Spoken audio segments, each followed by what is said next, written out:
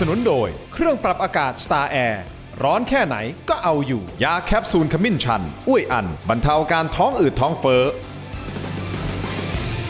นายกคะให้ลดให้หนูสักครึ่งถังก็ได้ค่ะก็ที่เรื่องไปทะเลอ่ะทำไมอะลูกหนูอยากไปอ่ะไปทะเลที่ไหนก็สถานการณ์มันเป็นอย่างนี้หนูก็เห็นข่าวนี่ลูกน้ำมันก็ขึ้นเอาหนูรู้ไหมน้ำมันลิตรละจะ50 บาทแล้วอะแล้วเราไปไกลขนาดนั้นน่ะมันใช้น้ำมันเยอะต้องเข้าใจแม่นะเข้าใจไหมอะไม่เข้าใจอ่ะหนูอยากไปอ่ะสวัสดีครับต้อนรับทุกท่านเข้าสู่รายการถกไม่เถียงนะครับเมื่อสักครู่นี้ก็เป็นเสียงสะท้อนจากเด็ก7 ขวบนะครับน้องของขวัญจากปราจีนบุรีคุณผู้ชมครับ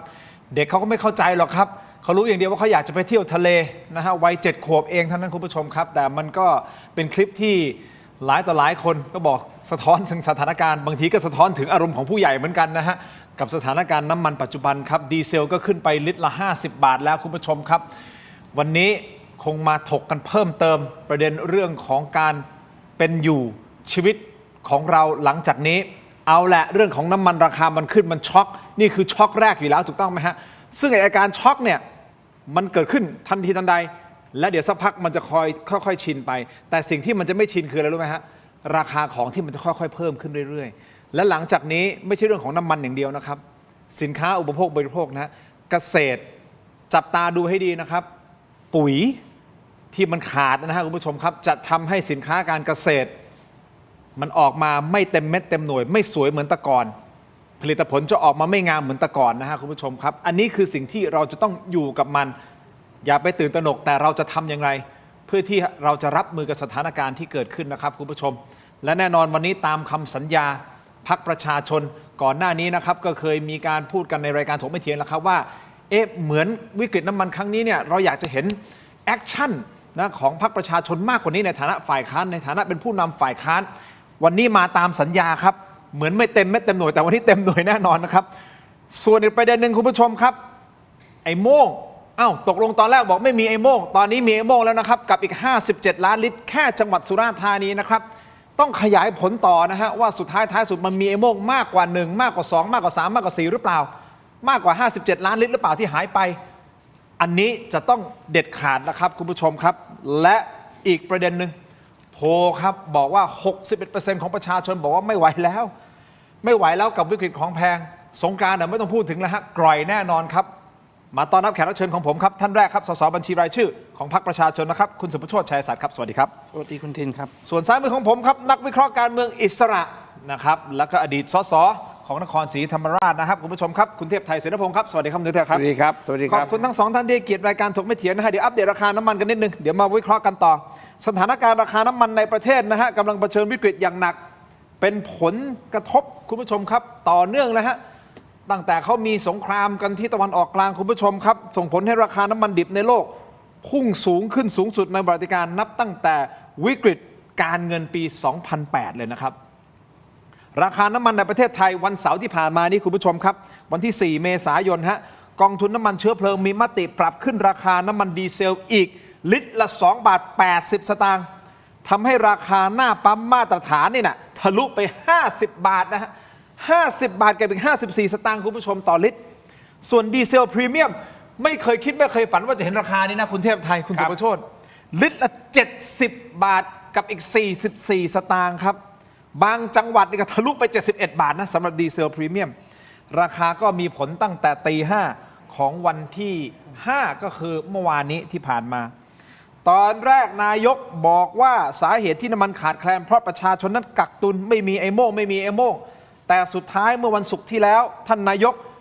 แถลงยืนยันว่าพบขบวนการกักตุนน้ำมันจริงโดยน้ำมันหายไประหว่างการขนส่งจากคลังภาคใต้ไปสุราษฎร์ธานีรวมทั้งหมดเนี่ยกลมๆนะครับ57 ล้านลิตรครับที่ท่านนายกนั่งแถลง10 กว่าคนเนี่ยนะประมาณ 10 คนนะฮะจากหน่วยงานต่างๆมานั่งอยู่ตรงนี้เลยนะครับชัดเจนสุดท้ายนายกเขาบอกเขามีเหตุผลของเขานะที่เขาบอกว่าไม่มีไอโม่งก่อนหน้านี้นายกบอกว่าที่เงียบมาตลอดเพราะอะไรรู้ไหมฮะฟังจากปากท่านดีกว่านะฟังครับ พร้อมที่จะดำเนินคดีกับผู้ที่ค้ากำไรเกินควรกักตุน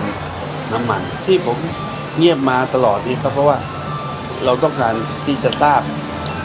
ข้อมูลแล้วก็การกระทำผิดที่ไม่ให้ข่าวมันรั่วออกไป เราทราบถึงขนาดว่าเรือลำไหนไปลอยลำอยู่กลางทะเลใช้เวลามากเกินควรที่จะเดินทางจากจุด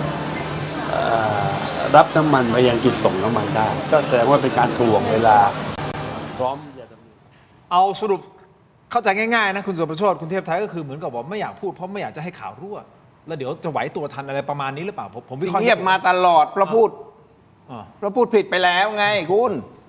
เอาอย่าง ก็ นั้น พูดผิดไปแล้วเอ้าก็ตั้งแต่เริ่มแร ม ก องโลกในแง่ดี ผมมองได้ดีไม่ดีได้ไงนี่ผมต้องมองแง่ดีแล้วเพื่อนผมคุณอนุทินน่ะ เอาละฮะ ผมก็หวังดีกับเพื่อนอยู่แล้ว คือตอนแรกสุดเอาเนี่ยว่า ผมลำดับถอยหลังไปหน่อยนะครับ คุณ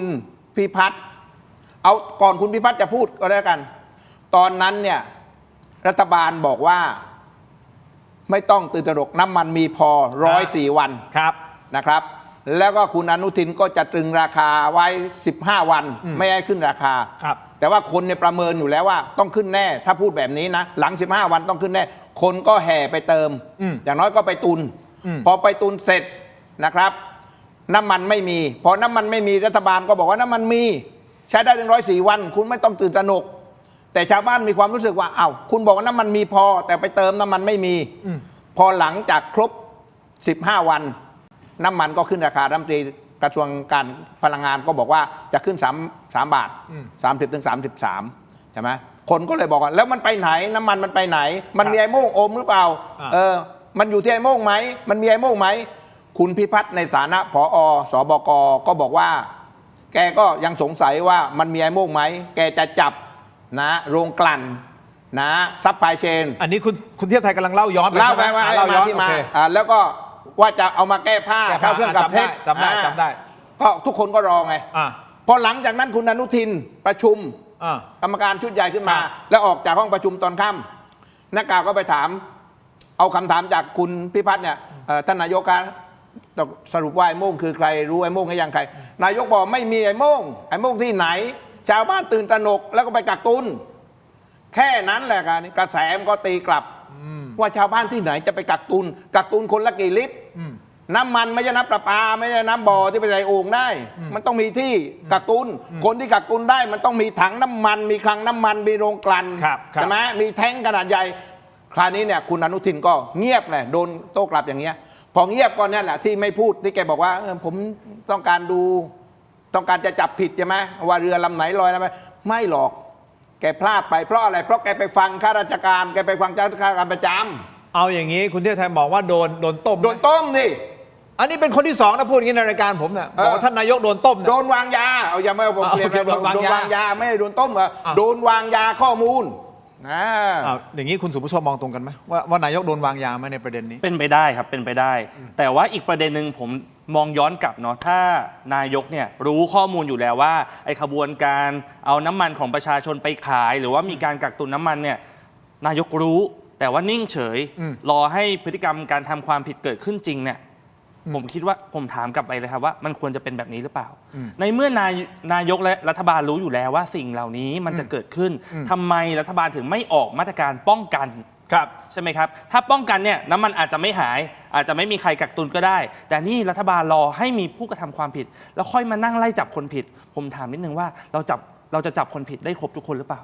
ไอ้57 ล้านลิตรเนี่ยแค่รายเดียวนะครับที่มีการหายไปจากระบบอาจจะเป็นแค่ยอดภูเขาน้ำแข็ง แต่ความเป็นจริงแล้วเนี่ยผมคิดว่ามันอาจจะทะลุหลักร้อยล้านลิตร แสดงว่าคุณสุภโชคคิดว่าต้องมีมากกว่านี้แน่นอน มีมากกว่านี้แน่นอน นี่คือจับได้แค่ทางทะเลนะครับ157 ล้านลิตรคือออกมาจากคลังน้ำมัน แต่ไปไม่ถึงที่สุราษฎร์หายไประหว่างทาง 57 ล้านลิตร แต่มันยังมีด่านทางบกใช่ไหมครับ ไม่ว่าจะเป็นไปทางลาว ไปทางกัมพูชา ไปทางพม่า มีทุกด่านเลยครับ แต่เรายังไม่เห็นข้อมูลตรงนั้น อาจจะเห็นแค่รายเล็กรายน้อยที่เจอจับที่พม่า 40,000 ลิตรใช่ไหมครับ จับที่ลาวเห็นรถไปต่อขบวนเรียงกันเนี่ย หรือแม้กระทั่งน้ำมันที่เราบอกว่าส่งออกไปที่ต่างประเทศ แต่เราชี้สำแดงว่าเป็นน้ำมันประเภทอื่น นายกเคยไปตรวจเรื่องนี้แล้วหรือยัง ความจริงมันอาจจะมีมากกว่า 57 ล้านลิตร อีกเท่าตัวก็เป็นได้ครับ ถ้าหมายความว่าถ้าสมมุติเกิดนายกโดนวางยาจริงๆแล้วกันเห็นใจท่านเนาะแสดงว่าของข้างล่างนี่คือยังไงฮะ ไม่ได้บอกว่าเป็นอย่างนั้นจริงนะแต่ถ้าสมมุติเกิดโดนวางยาจริงแสดงว่ามันมีผลประโยชน์ข้างในที่เขา เป็นไปได้ครับ ดูแลกันอย่างนี้เหรอ เป็นไปได้ครับเป็นไปได้เป็นหนึ่งฉากทัศน์ที่เกิดขึ้นได้แต่นายกมีอำนาจทั้งหมดนะครับในการเข้าถึงข้อมูล โอเค ถ้าอย่างนี้ในมุมของคุณสุภโชติต้องทำยังไง ถ้าในกรณีเรื่องของน้ำมันหายเรื่องของระบบที่มันตรวจสอบแล้วมันไปเจอว่ามันมีน้ำมันหายไปจริงๆในระบบนะนายกคนใช้อำนาจยังไงทางออกเลยอย่างนี้อย่างแรกเลยครับ ตอนนี้นายกมีอำนาจคือตัวพรกแก้ไขภาวะขาดแคลนน้ำมันเชื้อเพลิงปี 2516 นะครับที่ค่อนข้างจะให้อำนาจของนายกเยอะในการเรียกข้อมูลในการกำหนดราคา ถ้าจะป้องกันเรื่องของน้ำมันอุดรอยรั่วที่ออกจากระบบเนี่ยอย่างแรกเลยคือเราต้องเห็นข้อมูลนะครับนายกมีการประกาศเรื่องนี้แล้ว แต่ข้อมูลวันแรกที่เราเห็นเนี่ยคือวันที่ 23 มีนาคมนะครับแต่ว่าเหตุการณ์มันเกิดมาตั้งแต่วันที่ 1 มีนา 20 วันก่อนหน้าเราไม่มีทางเห็นข้อมูลเลยครับถ้านายกประกาศว่าให้ทุกคนที่มีส่วนร่วมในการค้าขายน้ำมันเนี่ยส่งข้อมูลมาที่รัฐบาลแบบละเอียดทั้งหมดใช่ไหมครับไม่ว่าจะเป็นผู้ค้าน้ำมันรายใหญ่55คนผู้ค้าน้ำมันรายย่อยอีก200กว่าคนรถขนส่งน้ำมันเรือขนส่งน้ำมันอีก 2,000 กว่าคนเนี่ยนายกต้องเห็นข้อมูลพวกนี้นะครับแล้วเห็นอย่างเดียวไม่พอเปิดเผยเลยครับเปิดเผยให้สังคมเห็นทำเป็นแดชบอร์ดออนไลน์คลิกเข้าไปได้เลยครับว่าปั๊มน้ำมันนี้จะมีน้ำมันเข้ามาเมื่อไหร่มาจากคลังไหนขนส่งโดยใครอันนี้ครับมันจะทำให้ป้องกันการเอาน้ำมันแอบออกไปขายแสดงว่าคุณสุภโชติบอกว่าถ้าเกิดเอาข้อมูลดิบพวกraw data พวกนั้นมาปุ๊บจะเห็นทันทีเลยว่าใครทำอะไรยังไงบ้างเห็นทันทีเลยครับคำถามคือนายกจะกล้าไหมทำไมจะไม่กล้าเอาไม่กล้าแล้วเป็นนายกทำไมไม่รู้กันคุณสุภโชติแนะนำบอกผมรู้ไม่กล้าล่ะเอาอย่างนี้ว่าอันดับง่ายๆนะผมว่าเอามานายกอาจจะมองไม่รู้เรื่องอาจจะมองไม่ออกก็ได้ไม่มีคนสรุปนะถามคุณพิพัฒน์ในตลอดชีวิตของแกนะค้าน้ำมันมาแกเพิ่งเลิกมาค้าตอน20 ปีที่แกบอกนะ22 23 ปีแต่ว่าแกรู้แกมีความรู้ตลอดชีวิตของแกฐานะแกมั่นคงเพราะการค้าน้ำมันเพราะแกรู้แล้วก็คุณพิพัฒน์ก็บอกแล้วว่าต้องมีไอ้โม่งคุณพิพัฒน์รู้ผมว่าคุณพิพัฒน์รู้ว่ามีไอ้โม่งแต่ว่าพอนายกมาพูดหักคอแกแบบนี้นะว่าไม่มีปั๊บแกต้องนั่งตาปริบๆเดี๋ยวแกจะไปเถียงนายกได้ยังไงอะแกนายกก็ไปเชื่อใครล่ะก็ไปเชื่อข้าราชการในกระทรวงพลังงานนั่นไงไอ้กระทรวงพลังงานนี่แหละเขาเรียกว่ากระทรวงมาเฟียผมไม่เคยเป็นรัฐมนตรีที่นั่นนะใช้คำนี้เลยคุณพูดงี้เดี๋ยวเขาก็มาฟ้องคุณฟ้องอะไรผมกระทรวงมาเฟียมีอำนาจสูงสุดและพวกนี้นะให้ข้อมูลแล้วคุณไปดูนะอธิบดีแต่ละคนนะไปเป็นประธานบอร์ดพวกโรงกลั่นประธานบอร์ดเรื่องบริษัทพลังงานทั้งสิ้นนะผมไปดูเลยไปเช็คได้เลยกระทรวงปลัดกระทรวงพาณิชย์ด้วย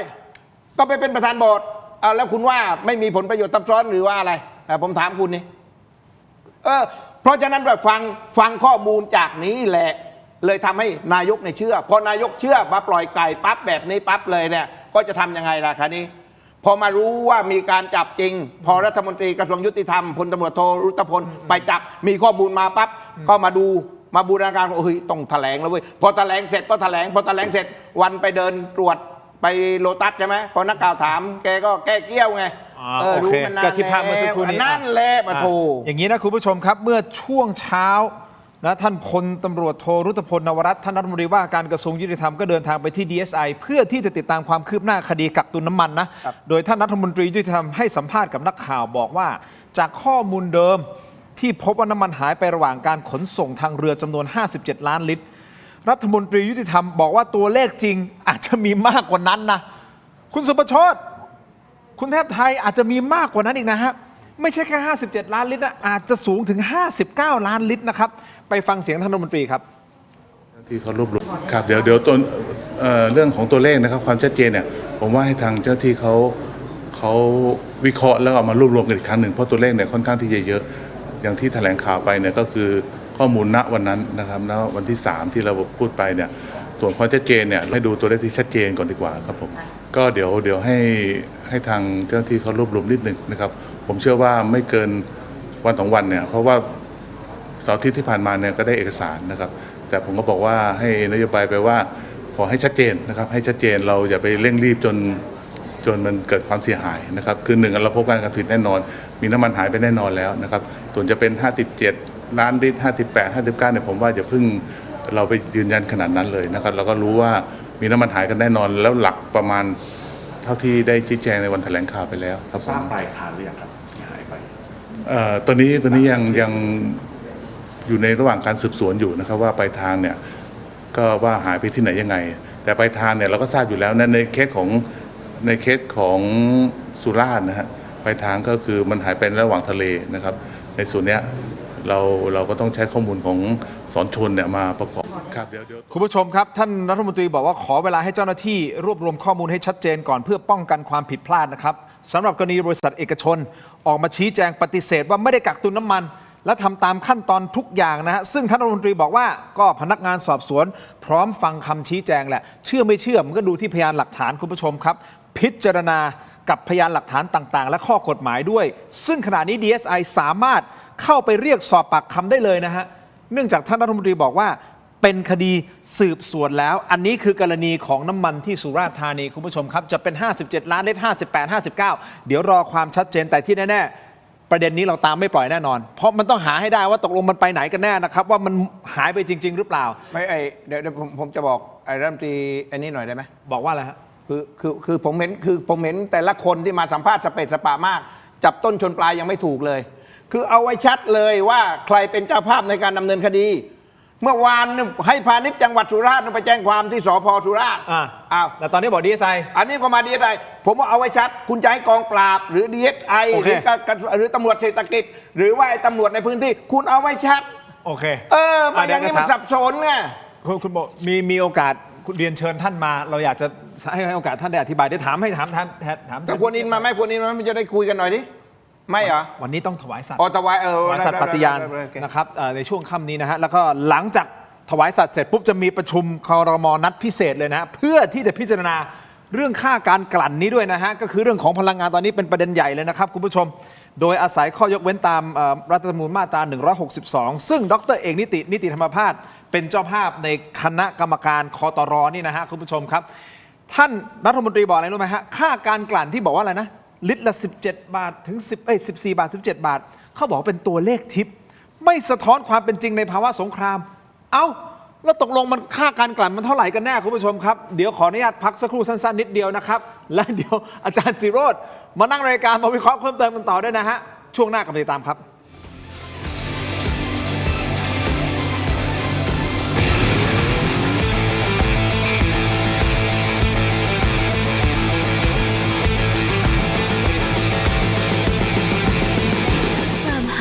Royal Bread สไลซ์หนา เนื้อนุ่ม หอม ที่สุดของ Farmhouse ยกระดับความอร่อยง่ายๆได้ทุกวัน Farmhouse Royal Bread Everyday Bread Farmhouse ส่งตรงความสดชื่นถึงบ้านคุณกับมะยงชิดลูกใหญ่คัดพิเศษจากสวน เนื้อฉ่ำหวานอมเปรี้ยวเปลือกบางสั่งซื้อได้ที่เว็บไซต์และแอปพลิเคชัน Thailand Postmart ตัวท็อปใกล้ๆส่งให้ถึงมือแชมป์เซียนขจัดคราบประสิทธิภาพพลังแชมป์ผ้าขาวสะอาดรีดง่ายไร้กลิ่นอับกลิ่นหอมถนอมใยผ้าไม่เปลืองแรงขยี้เริ่มต้นที่10 บาทหาซื้อได้ที่ CJ มอทุกสาขาส้มสายน้ำผึ้งจากอำเภอฝางจังหวัดเชียงใหม่คัดเกรดคุณภาพสดจากสวนถึงมือเปลือกบางเนื้อแน่นหวานฉ่ำวิตามินซีสูงสนใจสินค้าสั่งซื้อได้ที่เว็บไซต์และแอปพลิเคชัน Thailand Postmart ตัวท็อปใกล้ๆส่งให้ถึงมือส้มสายกรอบอร่อยกับโรตีกรอบจิ๋วหอมหวานทานเพลินแค่ฉีกซองก็พร้อมอร่อยแล้วหวานกำลังพอดีคำเดียวไม่เคยพอพิเศษสุดปกติถุงละ49 บาทวันนี้3ถุงเพียง100 บาทต้นตำรับจังหวัดสตูลอร่อยเพลินแถมได้ช่วยชุมชนมีจำนวนจำกัดสั่งซื้อได้ที่เว็บไซต์และแอปพลิเคชัน Thailand Postmart ตัวท็อปใกล้ๆส่งให้ถึงมือดีขนาดนี้อย่ารอช้าสายเกมสายลงทุนสาย AI สายเทคต้องไม่พลาดลดราคาพิเศษให้ทันที 2,000 บาท Greentech Tri Screen จอเสริมอัจฉริยะเปลี่ยนโน้ตบุ๊กธรรมดาให้ทำงานพร้อมกันได้ถึง4 จอดีไซน์พับเก็บง่ายพกพาสะดวกมี2รุ่นให้เลือก 17,900 บาทสำหรับรุ่น14 นิ้วและ 19,900 บาทสำหรับรุ่น16 นิ้วสั่งซื้อออนไลน์ได้แล้ววันนี้สนับสนุนโดยแอปวันดีคอนเทนต์จริตไทยเพื่อคนไทยดาวน์โหลดได้แล้ววันนี้นายกก็หน่อยสิน้ำมันอย่าแพงน้ำมันแพงนี่ไปไหนไม่ได้เนี่ยทุกวันนี้ไม่กล้าไปไหนนะอยู่แต่ในบ้านสินค้า แล้วแพงหมดนะนายกช่วยหน่อยนะอย่าให้ประชาชนตายแน่ๆ ท่านครับไอ้คนละครึ่งจะเริ่มได้เมื่อไหร่ต้องหลังวันที่10นะครับหลังวันที่10ใช้เหมือนเดิมเลยป่ะหรือว่าต้องรัดครับมากกว่าเดิม กลับมากันต่อนะครับคุณผู้ชมรายการถกไม่เถียงครับเมื่อสักครู่นี้ก็เป็นภาพเหตุการณ์ที่โลตัสบางกะปินะเมื่อวันเสาร์ที่ผ่านมาท่านนายกก็ลงพื้นที่ไปนะครับก็มีชาวบ้านเข้ามาถามมาพูดคุยด้วยนะครับแล้วก็มีคำถามจริงๆมีถามด้วยนะว่าตกลงรวยไม่ไหวนี่ใครรวยกันแน่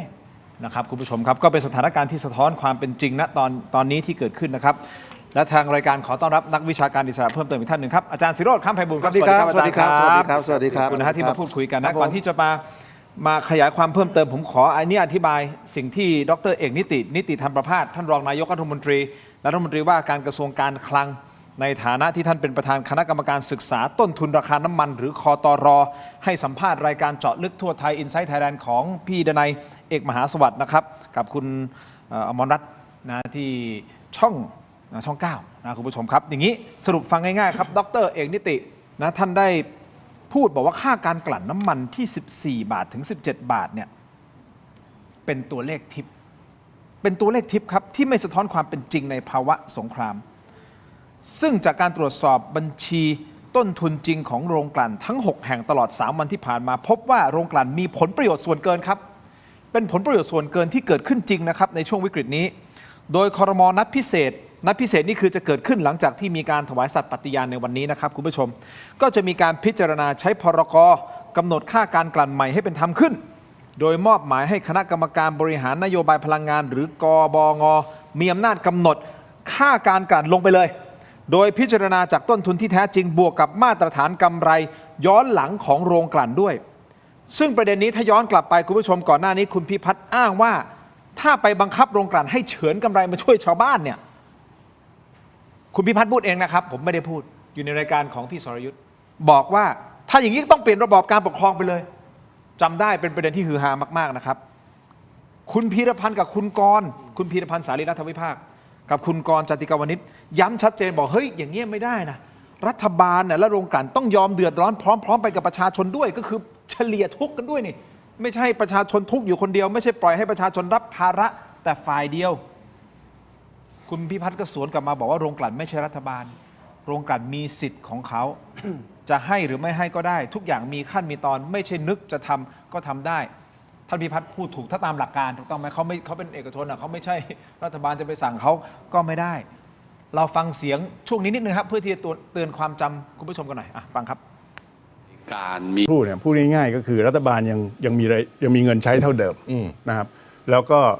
ผลักภาระไปใส่กองทุนน้ำมันก็หมายถึงผลักภาระไปให้ประชาชนนะครับเป็นผู้ต้องชดใช้คืนในอนาคตผมมองว่ามันเป็นวิธีคิดที่มัน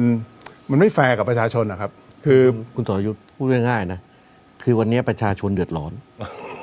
ประชาชนกำลังเดือดร้อนใช่ผมคิดว่าวันนี้รัฐบาลและโรงกลั่นต้องยอมเดือดร้อนไปกับประชาชนง่ายๆแค่นี้แหละครับแต่ถ้าคุณจะบอกว่าขณะนี้แม้ประชาชนจะเดือดร้อนแต่ผมรัฐบาลและโรงกลั่นผมขอไม่เดือดร้อนไปกับคุณด้วยอันนี้ประชาชนรับไม่ได้เท่านั้นเองครับขอโทษนะครับโรงกลั่นไม่ใช่รัฐบาลไม่ใช่ผมแยกเป็น2ส่วนนะครับว่าโรงกลั่นไม่ใช่รัฐบาลเพราะถ้าพูดเหมาอย่างนี้ก็กลายเป็นว่ารัฐบาลเอาเปรียบประชาชนมันไม่ได้ครับเพราะฉะนั้นการพูดมันต้องชัดโรงกลั่นเขามีสิทธิในการจะให้ก็ได้ไม่ให้ก็ได้ไม่ให้เราก็เอาภาษีเรียบร้อยมาอัดก็คือเรื่องปกติแต่มันเป็นขบวนการที่ต้องทำไปทีละขั้นตอนไม่ใช่เรานึกจะอันนั้นผมคิดว่ามันต้องเปลี่ยนระบอบการปกครองอะครับไม่ทุกสิ่งทุกอย่างยึดเก่าไม้หมดท่านพูดเกินเลยไปนะครับสรุปแล้วตอนนี้ทำได้เหรอฮะพอคุณเอกนิติมาทำอาจารย์ศิโรจน์คือผมว่ามันทำได้ตั้งแต่ต้นอยู่แล้วนะครับเพียงแต่ว่าที่ผ่านมาบ้านเราอาจจะมีปัญหาว่าบางคนนึกว่าตัวเองเป็นรองนายกของฝ่ายโรงกลั่นมากกว่าเป็นรองนายกของประเทศไทยโอ้ยขนาดนั้นเลยเหรอผมไม่ได้ว่าใครนี่ครับแต่ผมคิดว่าณเวลานี้ประชาชนรู้สึกจริงๆว่าในสังคมนะครับแม้กระทั่งในหมู่นักการเมืองเองเนี่ยมันมีคนอยู่2กลุ่มที่1คือกลุ่มที่คิดว่าเมื่อสังคมมีปัญหานะครับเรื่องราคาน้ำมันประชาชนมีปัญหาแล้วรัฐบาลก็มีปัญหาด้วยเนี่ยโรงกลั่นได้ส่วนต่างกำไรมหาศาลนี่คือข้อเท็จจริงวิธีคิดมันมีอยู่แค่2แบบที่1คือโรงกลั่นได้กำไรอย่างที่ไม่ควรได้ก็ปล่อยเขาไปนะครับกับแบบที่2คือเมื่อโรงกลั่นได้กำไรแบบที่ไม่ควรได้นะครับต้องหาทางจัดการเพราะกำไรที่ไม่ควรได้มันมาจากความเดือดร้อนของประชาชนและมาจากความเดือดร้อนของประเทศชาติ นั้นวิธีคิดแบบแรกนะครับก็คิดว่าเฮ้ยอะไรก็ตามที่โรงกลั่นได้กำไรมันเรื่องของเขานับวิธีคิดแบบที่ 2 ก็คือถ้าโรงกลั่นได้กำไรมากผิดปกติต้องหาทางบริหารจัดการ ถ้าคุณเป็นรองนายกของประเทศไทย คุณก็ต้องคิดแบบหลังก็คือว่าโรงกลั่นได้กำไรผิดปกติต้องหาทางบริหารจัดการ ก็ใช้ภาษีลาภลอยอย่างนี้ไป ถู สิ กถูกแต่ถ้าคุณคิดแบบรองนายกของโรงกลั่นคุณก็อย่าเป็นรองนายกของประเทศคุณไปเป็นนายกสมาคมโรงกลั่นไปใช่ไหมครับทีนี้ผมว่าประเด็นตอนนี้ชัดเจนแล้วว่าคุณพิพัฒน์นะครับไม่เข้าใจกฎหมายและอำนาจที่ตัวเองมี และเมื่อคุณพิพัฒน์ออกไปนะครับคุณเอกนิติเข้าใจว่ากลไกกฎหมายที่สำคัญนะครับแล้วจริงๆผมก็เคยเรียกร้องในรายการนี้ว่าการใช้พรกซึ่งหลายคนก็เรียกร้องด้วยว่าพรกเนี่ยให้อำนาจรัฐบาลในการดูเรื่องค่าการกลั่นได้เนี่ยนะครับมันเป็นอำนาจรัฐที่ทำได้ มันไม่ใช่การไปแทรกใส่เอกชนและมันไม่ใช่การเข้าไปทำลายระบบการปกครองนี่คือกฎหมายที่มันมีอยู่ในระบบการปกครองของบ้านเราอยู่แล้วเพราะฉะนั้นผมว่าเคสนี้เราเห็นแล้วว่าเราอาจจะโชคร้ายนะครับรองนายกแยกไม่ออกว่าควรจะเป็นรองนายกของประเทศหรือรองนายกของโรงกลั่นและยิ่งไปกว่านั้น รองนายกไม่รู้ว่าตัวเองมีอำนาจตามกฎหมาย และอำนาจรัฐของประเทศไทยทำได้ โดยไม่ต้องเปลี่ยนระบบการปกครอง เขาอาจจะมองคนละมุมก็ได้ ไม่ใช่ผม ก่อนที่ ว่า จะไปที่ สองคนนี้นะคือทั้งนายกเอารัฐบาลนี้ก็แล้วกันมีปัญหาเรื่องวิธีคิดเรื่องนี้ ถ้าคุณดูท่าทีของคุณพิพัฒน์คือแกก็เหมือนกับว่าแกเป็นตัวแทนของโรงกลั่นมานั่งพูดอ่ะแกบอกไม่ได้ใช่ไหมเพราะรัฐบาลโรงกลั่นไม่ใช่ของรัฐบาลแล้วคราวนี้คุณกลับอันนี้นี่คุณพิพัฒน์นะแล้วนี่คุณกลับไปดูนายกพูดเมื่อวานนะบอกว่าเฮ้ยไปบีบโรงกลั่นมากไม่ได้ เดี๋ยวถ้าหากว่าเขาหยุดแล้วจะเป็นปัญหาคือแก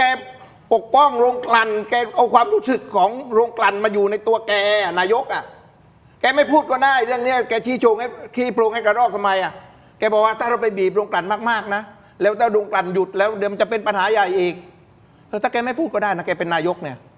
แกไม่เห็นจำเป็นต้องปกป้องผลประโยชน์ของโรงกลั่นแกก็ทุบโรงกลั่นไปก็บอกคุณโรงกลั่นค้ากำไรเกินควรผมเอาพรกนี่แหละกระทืบคุณผมเอาเพราะในสถานการณ์พิเศษแบบนี้เนี่ยผมก็จำเป็นเอากฎหมายแล้วมาเล่นงานคุณแล้วคุณก็ค้ากำไรเยอะแล้วกำไรที่ไม่ควรได้ตั้งเยอะแยะชาวบ้านเขาเดือดร้อนคุณก็ต้องมาซัพพอร์ตชาวบ้านด้วยดิไอ้ที่คุณบอกว่าโนค่ากลั่นทิพย์นั่นแต่ขึ้นราคาขึ้นจริงนะคุณมันได้ขึ้นทิพย์นะเนี่ยนั่นสิใช่เพราะฉะนั้นคุณอนุทินกับคุณพิพัฒน์เนี่ยผมว่าวิธีคิดแกมีปัญหาในเรื่องความคิดคุณสุภโชติมีปัญหาอย่างที่คุณเทพไทยพูดไหมผมเห็นด้วยกับทั้งสองท่านครับคำถามที่เราต้องถามดังๆเลยคือสถานการณ์ที่ทุกคนกำลังเจอที่ประเทศกำลังเจออยู่เนี่ยปกติหรือเปล่าใช่ไหมครับเราได้ยินรัฐบาลออกมาบอกว่าที่โรงกลั่นได้กำไรเยอะเกินเพราะมันเป็นไปตามกลไกตลาดเสรีใช่ไหมครับเราจะได้ยินคำนี้กันบ่อยแต่คำว่ากลไกตลาดเสรีเนี่ยตลาดเสรีหมายความว่าทุกคนแข่งขันกันที่ประสิทธิภาพแข่งขันกันที่ผลิตของถูกและมีประสิทธิภาพออกมาให้ประชาชนใช่ไหมครับแต่ภาวะสงครามทำให้โรงกลั่นได้เงินเพิ่มขึ้นอย่างก้าวกระโดดโดยที่ไม่ได้ใส่ใจเรื่องประสิทธิภาพสักเท่าไหร่นักนะครับอันนี้คือเราต้องตีโจทย์เรื่องนี้ให้ชัดพรรคประชาชนก็เสนอมาตลอดครับว่าเราต้องมีการพูดถึงภาษีลาภลอยมีการเก็บภาษีลาภลอยจากโรงกลั่นที่ได้กำไรจากภาวะตรงนี้เราไปดูเปรียบเทียบตัวอย่างจากต่างประเทศได้อย่างชัดเจนครับว่าอังกฤษอย่างนี้อังกฤษใช่ไหมครับสเปนหรือแม้กระทั่งสภา EU เขาก็บอกมาเลยว่าสมัยเกิดสงครามรัสเซียยูเครนเนี่ยให้ทุกประเทศที่เป็นสมาชิกลองบังคับใช้ภาษีลาภลอยดูก็มี 17-18 ประเทศบังคับใช้นะครับจากทั้งหมด30 กว่าประเทศเนี่ยแล้วก็ได้รับผลดีครับมีเงินแค่ปีเดียวเนี่ยกลับมาช่วยพี่น้องประชาชนอยู่ 250,000 ล้านบาทนะครับอันนี้คือภาพที่เราอยากเห็นครับว่าเราไม่ควรให้ใครมาได้ประโยชน์พิเศษในภาวะที่ทุกคนเนี่ยกำลังเผชิญภาวะวิกฤตอยู่แสดงว่าท่านเอกนิตินี่คือมาถูกทางแล้วใช่ไหมแบบนี้ที่ท่านบอกว่าจะเข้ามาร่วมนี่คือความหวังเลยใช่ไหมตอนนี้ถือว่ามาถูกทางอย่างน้อยประเทศไทยต้องมีกลไกไม่ว่าจะเป็นภาษีลาภลอยหรือว่าเป็นกลไกที่ท่านเอกนิติจะมาเฉลยพรุ่งนี้ว่าเป็นยังไงเนาะในการที่จะเอาเงินจากกำไรพิเศษโรงกลั่นพวกนี้มาช่วยเหลือพี่น้องประชาชนครับอาจารย์ศิโรจน์ท่านเอกนิติน่าจะเป็นความหวังหรือเปล่าณตอนนี้นะครับแต่ในเวลาเดียวกันโพลที่ทำออกมา3 รัฐมนตรีนะท่านสุปจีท่านศรีศักดิ์ท่านเอกนิติทำไมโพลสะท้อนออกมาอีกฝั่งหนึ่งแหละรู้สึกเหมือนไม่มีความมั่นใจกับทั้ง3ท่านเลยนะฮะเอกนิติต่ำสุดเลยต่ำสุดนี่แหละฮะคราวนี้มันสะท้อนความรู้สึกจริงแต่ในความเป็นจริงสิ่งที่ท่านเอกนิติจะทำกับคตร.ชุดใหม่หลังจากถวายสัตย์ปฏิญาณแล้วเดี๋ยวก็แถลงนโยบายปุ๊บน่าจะอาทิตย์หน้าใช่ไหมฮะแล้วก็รัฐบาลทำงานได้อย่างเต็มที่แล้ว นั่นหมายความว่าเราจะเห็นทิศทางของประเทศไทยชัดขึ้นและดีขึ้นใช่หรือไม่เดี๋ยวผมขออนุญาตพักผมต้องพักสักครู่นิดเดียวอีกสั้นๆนะฮะเดี๋ยวช่วงหน้ากลับมาฟังทั้ง3ท่านเพิ่มเติมนะครับรวมถึงราคาสินค้าที่มันเพเรดขึ้นราคาเรื่อยๆพวกเราจะรอดกันไหมพักสักครู่ครับ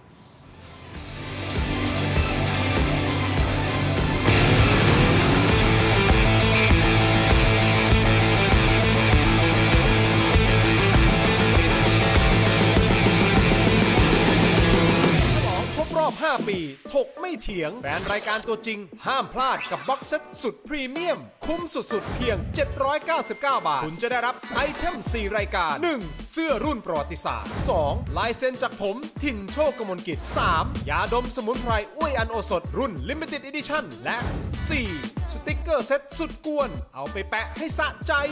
สั่งซื้อด่วนวันนี้ส่งฟรีได้ร่วมทำบุญกับมูลนิธิบ้านพระพรรีบหยิบมือถือขึ้นมาสแกน QR Code บนหน้าจอตอนนี้ได้เลยช้าหมดอดแน่นอน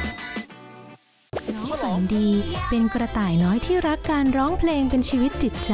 น้องฝันดีซ้อมร้องซ้อมเต้นทุกวันอย่างไม่เคยเหน็ดเหนื่อย แต่แล้วเรื่องไม่คาดฝันก็เกิดขึ้นก่อนวันแข่งเพียงวันเดียวยามี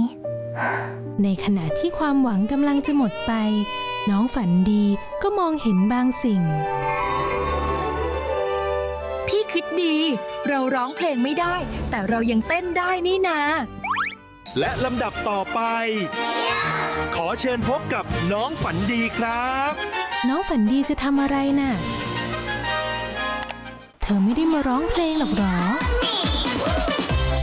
ว้าวถึงจะร้องเพลงไม่ได้แต่น้องฝันดีก็เปลี่ยนวิกฤตให้เป็นการแสดงที่ยอดเยี่ยมพร้อมกับเพื่อนๆของเธอด้วยความคิดสร้างสรรค์อันน่าทึ่งทำให้น้องฝันดีได้รับรางวัลไปครองและที่สำคัญที่สุดเธอยังได้เรียนรู้บทเรียนอันมีค่าอีกด้วยเมื่อแผนหนึ่งไม่สำเร็จเราก็สร้างแผนใหม่ได้เสมอค่ะอย่ายอมแพ้นะครับจำไว้นะคะเด็กๆทุกปัญหามีทางออกเสมอขอแค่เราไม่ยอมแพ้ดูนิทานย้อนหลังอ่านอีบุ๊กสนุกๆทำตารางเรียนออนไลน์ฟรีค้นพบโลกแห่งจินตนาการไร้สิ้นสุดได้ที่ herodigital.com สนับสนุนโดยยาท่าน้ำขาวหารคู่49 บาทฝาสีฟ้ามีตัวยาฟีนิลซาลิซิเลตไอเฮิร์บชูการ์ฟรีชุ่มคอมีสารสกัดสมุนไพร4ชนิดกลับมากันต่อนะครับคุณผู้ชมครับยังอยู่กับคุณเทพไทยนะครับอาจารย์ศิโรจน์นะฮะและคุณสุประโชตินะครับอย่างนี้ท่านเอกนิติธรรมประภาสนะฮะก็ชัดเจนว่าจะเข้ามาทำอะไรยังไงบ้างแต่ถึงแม้อาจจะยังไม่มีรายละเอียดทั้งหมดทั้งแผงนะฮะแต่อย่างน้อยท่านก็ออกมาพูดว่ามันมีปัญหาเรื่องโครงสร้างก็คงต้องมาปรับโครงสร้างต้องมาดูกันเนื้อในแต่โพลที่ออกมาอาจารย์ศิโรจน์ครับแล้วก็รู้สึกท่านเอกนิติต่ำสุดเลยนะประชาชนเรามีแม่โพลนี้ขึ้นมาดูกันหน่อยนะฮะคุณผู้ชมครับมีรับโพลซึ่งอันนี้มันสะท้อนถึงอารมณ์ของประชาชนที่มีการไปทำโพลกันมาแล้วก็ไปถามว่าตกลงคุณรู้สึกยังไงรัฐมนตรีมืออาชีพเอาอยู่หรือไม่มี3ท่านนะฮะก็มีท่านศิรศักดิ์พงษ์เกตแก้วนะครับไม่มั่นใจเลยอยู่ที่ 30% เนี่ย 30.23% ไม่มั่นใจนะนี่คือความถามว่าความมั่นใจของประชาชนต่อรัฐมนตรีคนนอก3ท่านในการนำพาประเทศผ่านวิกฤตพลังงานและเศรษฐกิจนะฮะรวมๆกันนะครับไม่มั่นใจเลยไม่มั่นใจเลยไม่ค่อยมั่นใจรวมแล้วเนี่ยของ 59.77 นะฮะนี่คือท่านแรกต่อฮะมีท่านสุปจีท่านสุปจีรวมๆกันแล้วนี่ก็ประมาณรวมกันแล้ว 62.59% ก็คือไม่มั่นใจอ่ะในฝั่งของไม่มั่นใจเนี่ยนะฮะส่วนท่านเอกนิติ 21.22 77ที่มั่นใจนะไม่มั่นใจ77.48 คุณเทพไทยคิดว่าประชาชนทำไมถึงรู้สึกอย่างนี้กับ3 ซุปเปอร์สตาร์ของรัฐบาลก็ประชาชนก็ผิดหวังไงเขาก็หวังตั้งความหวังว่าคนเหล่านี้เพราะว่าพรรคภูมิใจไทยเนี่ยเขาก็ขายพวกตุ๊กตา3 แม่ครัวนี้อยู่ตั้งตอนหาเสียงไงแต่ให้ความเป็นธรรมกับท่านเอกนิติก่อนหน้านี้เขาไม่ได้มาดูเรื่องนี้นะใช่คนที่ดูคือท่านพิพัฒน์นะใช่แต่ผมว่าก็นายกไงก็นายกผิดเองไงก็ผมก็บอกแล้วว่านายกเนี่ยควรจะตั้งคุณเอกนิติมาตั้งนานแล้วคุณไม่ควรจะไปตั้งคุณพิพัฒน์เพราะคุณพิพัฒน์มันคนสังคมมันคลางแคลงใจเรื่องผลประโยชน์ซับซ้อน คุณตั้งคุณเอกนิติเนี่ยนะมันตรงที่สุดจริงๆอ่ะเพราะคุณเอกนิติเนี่ยเป็นรัฐมนตรีกระทรวงการคลัง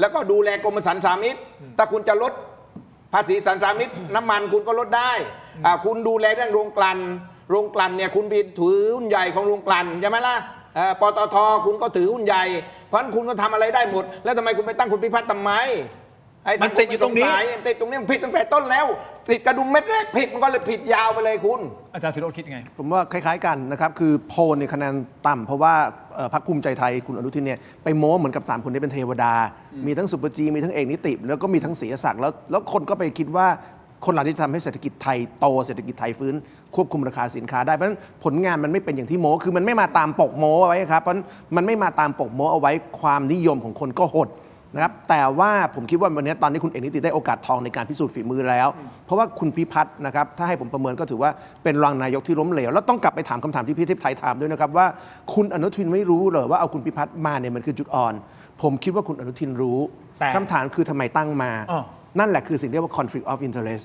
มันมีผลประโยชน์ทับซ้อนเรื่องใดเรื่องหนึ่งที่ต้องเอาคุณพิพัฒน์เข้ามาหรือเปล่าแล้วคนที่คิดลบบางคนก็บอกอย่างนี้ครับว่าเวลาเราบอกคุณพิพัฒน์มีผลประโยชน์ทับซ้อนเนี่ยตอนนี้เฟสของการทำเรื่องผลประโยชน์ทับซ้อนเนี่ยมันผ่านไปหมดแล้วนะใช่ไหมเรื่องของราคาน้ำมันเรื่องของการกักตุนอะไรต่างๆถ้ามันจะมีผลประโยชน์ทับซ้อนเนี่ยภาวะของการหาผลประโยชน์ซ้อนมันผ่านไปหมดแล้วนั่นแปลว่าถ้ามันจะมีใครทำอะไรผิดเนี่ยมันจบไปหมดแล้ววันนี้คุณเอกนิติเข้ามาคนคิดลบที่คิดอย่างนี้ก็มีนะใช่ไหมครับผมไม่ได้บอกว่าผมคิดนะแต่คนที่สงสัยก็มีอย่างนี้เนี่ยเพราะตอนนี้คุณเอกนิติมาเนี่ยแกจะทำงานง่ายแล้วเพราะว่าเรื่องผลประโยชน์ทับซ้อนต่างๆที่มันจะเป็นประเด็นเนี่ยมันจบหมดแล้วไงการกักตุนมันเสร็จแล้วใช่ไหมการลากราคามันผ่านไปเรียบร้อยแล้วนั้นตอนนี้คุณเอกนิติงานของแกก็คือว่าจะทำยังไงให้ผลกระทบต่อเรื่องราคาน้ำมันเนี่ยมันเบาลงซึ่งโจทย์ตอนนี้เนี่ยนะครับผมว่าคุณเอกนิติมาถูกที่ถูกเวลาจริงนะครับคือว่าคุณเอกนิติรู้เรื่องภาษีคุณเอกนิติรู้เรื่องกฎหมายการคลังคุณเอกนิติรู้เรื่องกฎหมายศุลกากรกฎหมายสัมปทานมิตรดังนั้นคุณเอกนิติเนี่ยมีเครื่องมือครบในการจะแก้ปัญหานี้แล้วผมคิดว่าสิ่งหนึ่งที่คุณเอกนิติมีนะครับคือแกเป็นคนมีวิชั่นนับในการเข้าใจเรื่องพวกนี้คือในบรรดาคุณสุปจีนะครับคุณศรีหศักดิ์คุณเอกนิติเนี่ยถึงคะแนนนิยมแกคุณเอกนิติจะต่ำสุดเนี่ยผมคิดว่าเป็นเพราะว่าคนไม่รู้จักแกในบรรดา3คนนี้เนี่ยศรีหศักดิ์ได้ทำงานเรื่องเขมรไปคนรู้จักสุปจีรัฐบาลโปรโมทเยอะคุณรู้จักแต่คุณเอกนิติเนี่ยทำเรื่องคลังในปกติชาวบ้านไม่รู้จักอยู่แล้วนะครับแต่ว่า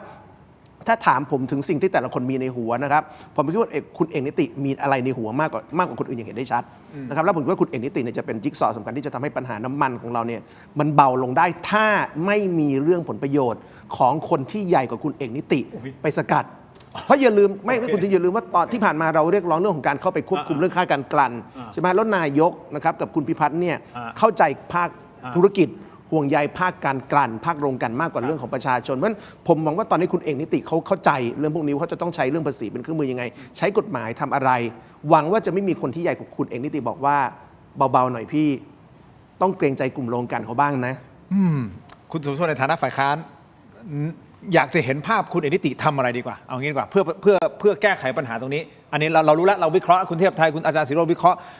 แต่ถ้าตอนนี้บอกเลยว่าเฮ้ยคุณเอกนิติเราอยากเห็นคุณทำแบบนี้ผมคิดว่าเครื่องมือแรกที่คุณเอกนิติมีคือเรื่องของภาษีสรรพสามิตนะครับซึ่งตอนนี้ถ้าเราไปดูตัวเลขเนี่ยเราจะช่วยพี่น้องประชาชนลดราคาน้ำมันได้ประมาณ6 บาทกว่า7 บาทใช่ไหมครับอันนี้ผมคิดว่าเป็นตัวเลขแรกที่ประชาชนอยากเห็นว่าถ้ามันมีมาตรการเกี่ยวกับการลดการเก็บภาษีส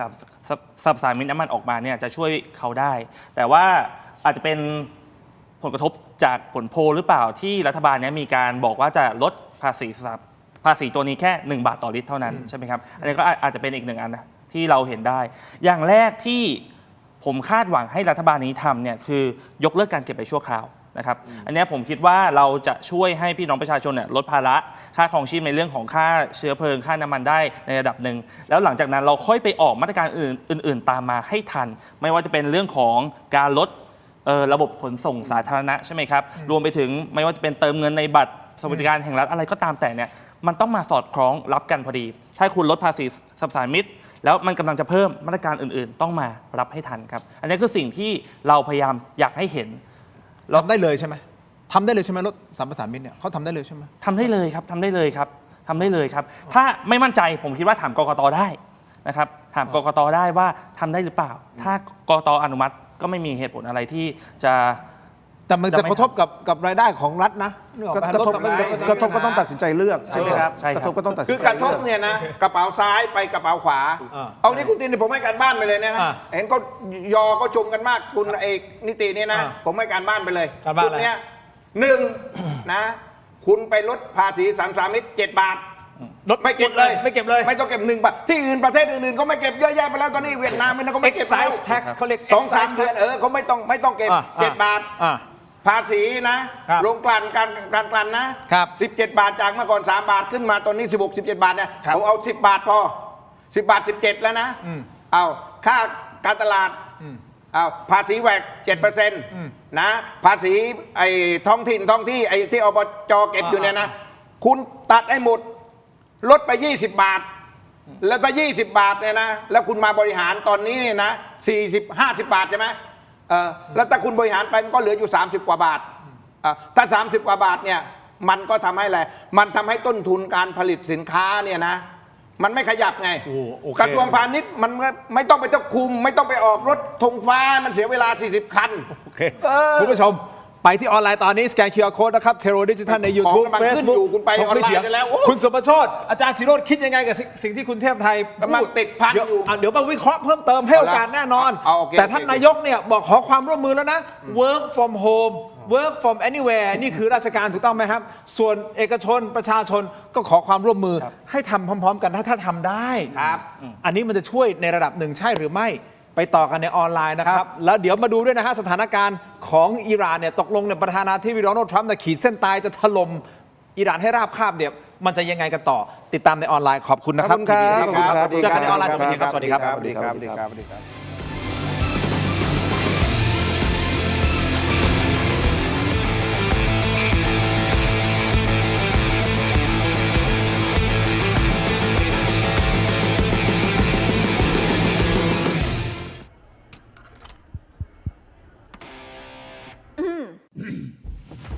ไมบาซิน OTC รสส้มและรสมะนาว ยาอมบรรเทาอาการเจ็บคอ ช่วยระงับเชื้อในปากและลำคอ จากเกรเตอร์ฟาร์มาตรวจอ่านคำเตือนในฉลากก่อนใช้ยา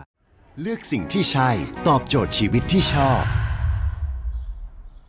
Star Air Air Solar Hybrid ใช้พลังงานจากโซลาร์เซลล์และระบบอินเวอร์เตอร์ช่วยเซฟค่าไฟได้สูงสุดถึง 60% ให้ชีวิตง่ายและประหยัดมากยิ่งขึ้น เลือกสิ่งที่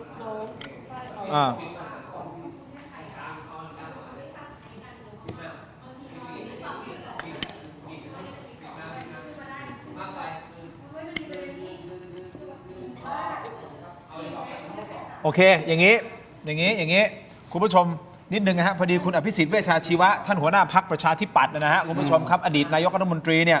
เคยชมคุณเทพไทยในรายการสมมุติว่าของคุณสุทธิชัยยุนนะฮะสมมุติว่าของพี่ยุนเนี่ยนะครับชมว่าไ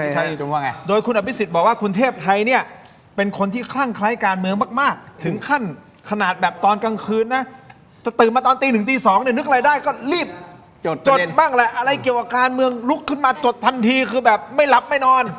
อินการเมืองขนาดนั้นคำถามของผมคือคุณหลับไปแล้วคุณยังตื่นขึ้นมาจดทำไมฝันไงฝันนั่นแหละใครมาบอกอะไรในฝันที่คุณพูดมาทั้งหมดคือเทพไทยไข่กระดกเขานึกออกป่ะ กลัวลืมประเด็นลืมมุกมันมีมุก จริงเปล่าจริงเปล่านี่เรื่องจริงเปล่าที่พี่เทพไทย ลืมมุก ขึ้นมา คือมันจะมีประเด็นบางทีมันนึกประเด็นได้ให้ประเด็นนี้กระเช้าขึ้นมากลัวจะลืมก็เลยจดไว้หน่อยจดไว้หัวนอนหน่อยหัวนอนเนี่ยที่บนหัวนอนก็จะมีสมุดโน้ตอยู่แล้วก็ปากกาแสดงว่านอนไปแล้วอาจจะคิดนู่นคิดนี่ไปคิดไปออกแล้วนี่จดก่อนดึกๆอะไรเงี้ยก็ไม่เคยก็ในชีวิตมันการเมือง25 ชั่วโมงไงผมแล้วทำไมคุณไม่กลับไปเล่นการเมืองไม่เอาแล้วอย่างนี้ดีกว่านี่อยู่กับอาจารย์ศิโรจน์สบายเลยเนี่ยตามหลังอาจารย์ศิโรจน์เป็นลูกน้องอาจารย์ศิโรจน์รุ่นน้องอาจารย์ศิโรจน์โหนอาจารย์ศิโรจน์อยู่ตอนนี้นี่อาศัยบารมีอาจารย์ศิโรจน์มานี่มันมาช้ากว่าผมมาก่อนผมอยากก่อนนะก็เดียวอะไรเงี้ยกว่าโทษเฮ้ยไก่ยังไงผมได้ยินถูกใช่ไหมไก่ยังไงหรือกว่าอยากกว่าเดี๋ยวก่อนผมได้ยินถูกใช่ไหมเมื่อกี้ถูกอาจกว่างูเนี่ยผมได้ยินใช่ไหมอาจกว่าอยากกว่าคุณผู้ชมเดี๋ยวเรามีคลิปของอาจารย์เลอพงษ์เปล่ามีคลิปของดรเลอพงษ์เปล่าเหมือนกันใช่ไหมเดี๋ยวมีคลิปดรเลอพงษ์อยู่ที่อิหร่านนะมีเดี๋ยวเปิดใช่ไหมเดี๋ยวมาดูนะดรเลอพงษ์เนี่ยอยู่อิหร่านแล้วเข้าไปเติมน้ำมันใช่ไหม เด็ดจริงนะเดี๋ยวเปิดให้ดูว่าดร.เลอพงษ์เติมน้ำมันเป็นยังไง ครับ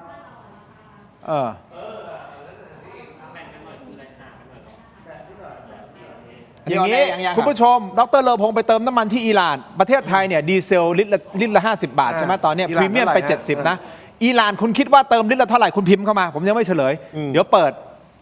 ให้ดูเรายังไม่ต้องบอกยังไม่ต้องเฉลยทีมงานก็ไม่เฉลยด้วยลองพิมพ์เข้ามาคุณคิดว่าดร.เลอพงษ์เติมน้ำมันลิตรละกี่บาทเป็นน้ำมันอะไรเขาเติมน้ำมันอะไรดีเซลหรืออะไรน้ำมันรถขอบคุณมากก็รู้น้ำมันรถแหละน้ำมันอะไรเราไม่ใช่น้ำมันทำกับข้าวซะหน่อย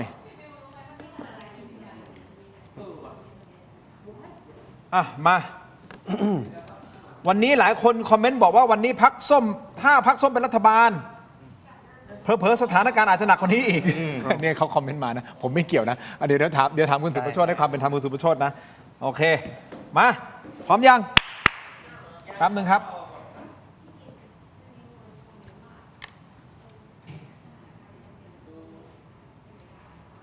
อย่างนี้นะ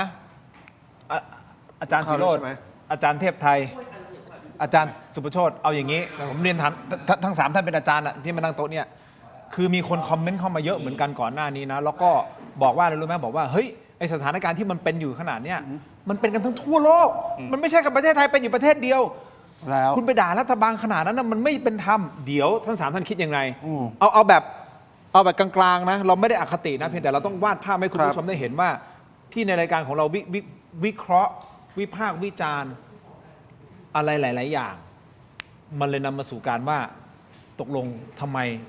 เราถึงคิดว่ารัฐบาลควรจะได้รับการตำหนิแล้วไปปรับเปลี่ยนถ้ารัฐบาลปรับเปลี่ยนแล้วทำดีเราชมรายการผมบอกเลยท่านศรีศักดิ์เป็น1 คนที่ผมชมตลอดนะเพราะว่าถ้าไม่มีท่านศรีศักดิ์ผมว่าไอ้น้ำมันคงไม่ผ่านนะไอ้ช่องฮอร์มุสเนี่ยผมบอกได้เลยนะแล้วหลังจากนี้ผ่านแล้วไปไหนอะมานี่ไงถึงไงยังก็ถามอยู่เนอะใกล้แล้วก็บอกแวะที่สิงคโปร์เปล่ามันอาจจะต้องผ่านช่องแคบมะละกามานี่ไงพร้อมนะเข้าแล้วใช่ไหมพร้อมนะฮะ5 4 3 2กลับมาต่อนะครับรายการถกไม่เถียงในช่วงของออนไลน์คุณผู้ชมครับทักทายกันเข้ามากดคอมเมนต์กดไลค์กดแชร์กันด้วยโหวตให้ผมด้วยนะฮะผมถามคุณว่าคุณเห็นใจรัฐบาลนายกหนูที่พยายามแก้วิกฤตพลังงานหรือไม่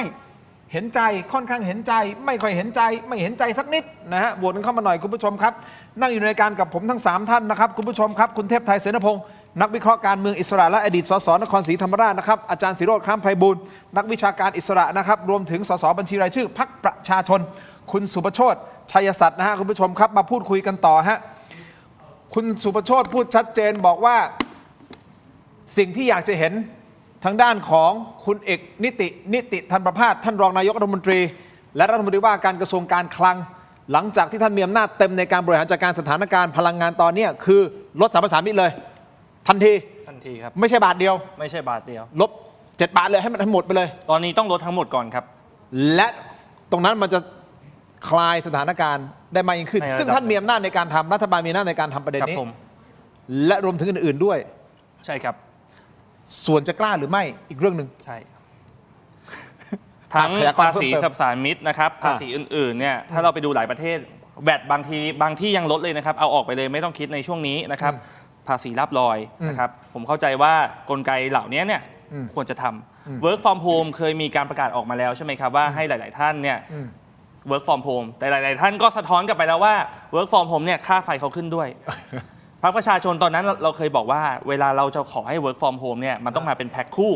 work from home อย่างเดียวไม่ได้ต้องมีการช่วยเหลือเรื่องค่าไฟของคนที่ไปอยู่บ้านด้วยเช่นเดียวกันนะครับจะทำอย่างใดอย่างหนึ่งไม่ได้ผมว่าเหล่านี้เป็นสิ่งที่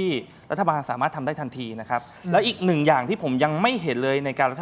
สำหรับรัฐบาลในการสื่อสารวิกฤตครั้งนี้คือการประกาศให้สถานการณ์ตอนนี้เนี่ยเป็นวิกฤตระดับชาตินะครับถ้าผมไปเปรียบเทียบกับทางสิงคโปร์เนี่ยทางนายกเขาออกมาบอกชัดเจนครับว่าขอความร่วมมือครั้งนี้เรากำลังจะเจออะไรนะครับเราได้มีการเตรียมความรับมือยังไงแต่ประชาชนเราต้องช่วยเหลือซึ่งกันและกันใช่ไหมครับแล้วก็ปิดท้ายด้วยคำว่า one nation ใช่ไหมครับอันนี้ผมคิดว่ารัฐบาลต้องการสื่อสารเรื่องนี้แต่ไม่แน่ใจว่าทันหรือเปล่านะเพราะว่ามันผิดมาตั้งแต่ต้นความเชื่อใจของประชาชนที่มีต่อรัฐบาลเนี่ยมันเหมือนพังไปแล้วเรียบร้อยอย่างที่คุณเทพไทยบอกกระดุมเม็ดแรกติดผิดปุ๊บมันผิดหมดเลยต้องครับมันก็เลยเหนื่อยนิดนึงในการที่จะทำประชาสัมพันธ์ทำการ PR ใช่ครับ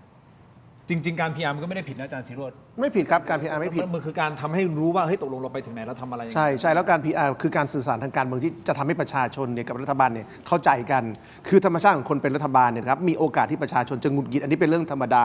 เพราะเวลาประชาชนเดือดร้อนเนี่ยเขาต้องการหาคนที่จะเป็นที่พึ่งในการแก้ไขปัญหา และในองค์กรต่างๆที่ประเทศนี้มีหรือว่าประเทศไหนในโลกมีเนี่ยองค์กรที่ประชาชนคาดหวังว่าจะแก้ปัญหาเวลาเราเดือดร้อนก็คือรัฐบาลเพราะฉะนั้นเวลาประชาชนเดือดร้อนเขาต้องวิจารณ์รัฐบาลเขาพูดตรงๆเขาต้องด่ารัฐบาลเพราะฉะนั้นถ้าเกิดรัฐบาลสื่อสารได้ดีประชาชนก็จะเข้าใจว่าสิ่งที่รัฐบาลทำเนี่ยอะไรทำถูกหรืออะไรที่มันมีข้อจำกัดนะแต่ว่าการสื่อสารรัฐบาลเนี่ยของบ้านเรามันมีปัญหาหนึ่งคุณทินคือมันมักจะเป็นการสื่อสารที่มันมีโฆษณาชวนเชื่อให้ข้อมูลด้านเดียวแล้วพอประชาชนฉลาดเนี่ยประชาชนจะกดทำไมรัฐบาลไม่พูดอย่างนี้ทำไมไม่รัฐบาลไม่อย่างนั้นไม่ทำให้มันครบอย่างที่ควรจะทำเพราะฉะนั้นผมคิดว่าการสื่อสารของรัฐบาลเนี่ยจำเป็นแต่ว่ารัฐบาลต้องตั้งหลักว่าอย่าใช้การสื่อสารเป็นเครื่องมือโฆษณาชวนเชื่อและต้องคิดว่าประชาชนเนี่ยคนไทย60 ล้านคนเนี่ยมันจะไม่มีใครฉลาดกว่ารัฐบาลสักคนเลยเหรอถ้าเราคิดว่ามีเนี่ยนะครับเราอย่าโฆษณาชวนเชื่ออะไรเราให้ข้อมูลที่ครบให้ข้อมูลที่รอบด้านแล้วประชาชนเนี่ยเขาจะไว้ใจรัฐบาลเสริมฮะคือผมเอางี้ถ้าใครไปดูย้อนหลังที่ผมพูดนะผมอาจจะพูดขำๆนะแต่ว่าในขำๆมันก็มีเรื่องจริงผมเสนอแนะไปยังคุณอนุทินคุณเทพไทยพูดเรื่องจริงมาตลอดนะครับเพียงแต่ออกมาในโหมดผมบอกคุณอนุทินว่าคุณต้องสื่อสารตั้งแต่ต้นตอนที่ประชาชนตื่นตระหนกเนี่ยนะแล้วคุณก็บอกว่ามีน้ำมัน104 วันนะมันน้ำมันไม่ขาดเนี่ยผมบอกคุณตั้งโต๊ะแถลงข่าวเลยแล้วคุณในฐานะนายกนั่งตรงกลางรัฐมนตรีพลังงานผู้ว่าปตท.แล้วก็พูดเลยว่ามีน้ำมันอยู่ตรงนี้เท่านี้ราคาจะเป็นอย่างนี้สื่อสารกับประชาชนถ่ายทอดรวมกันเฉพาะกิจเลยเอาเลยไม่พูดเอาไม้ไปจ่อปากก็พูดหนีบ้างอะไรบ้างก็ว่าไปพอสุดท้ายมันวุ่นวายจนเมื่อวันเสาร์ที่แล้วนัดรวมการเฉพาะกิจแถลงใช่ไหมขอโทษประชาชนที่ทำให้เกิดความวุ่นวายในการแก้ปัญหาคุณดูนะถ้าแกเอาตั้งแต่วันแรกเอาทุกผมว่านะพอมีปัญหาปั๊บก็ตั้งโต๊ะเลยเพราะเป็นสถานการณ์วิกฤตรวมการเฉพาะกิจแกมีอำนาจอยู่แล้วก็ตั้งเลยใครที่มีส่วนเกี่ยวข้องก็มาแถลงและประชาชนมันเชื่อมั่นไงก็เหมือนกับนายกสิงคโปร์ไงเราเล่นวงเห็นไหมล่ะเขาพูด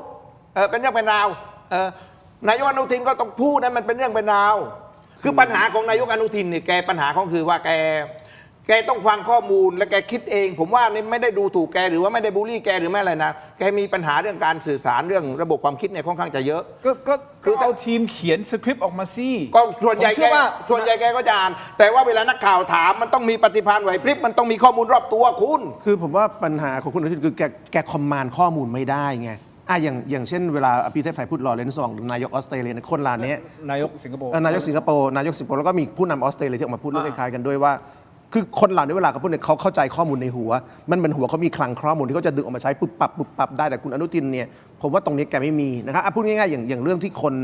ไม่ค่อยเชื่อรัฐบาลเรื่องน้ำมันมีอยู่กี่วันเนี่ยจนถึงวันนี้เราก็ไม่รู้นะว่าที่รัฐบาลบอกมีน้ำมันเนี่ยที่บอกว่ากำลัง on the way เนี่ยมันอยู่ถึงไหนแล้ว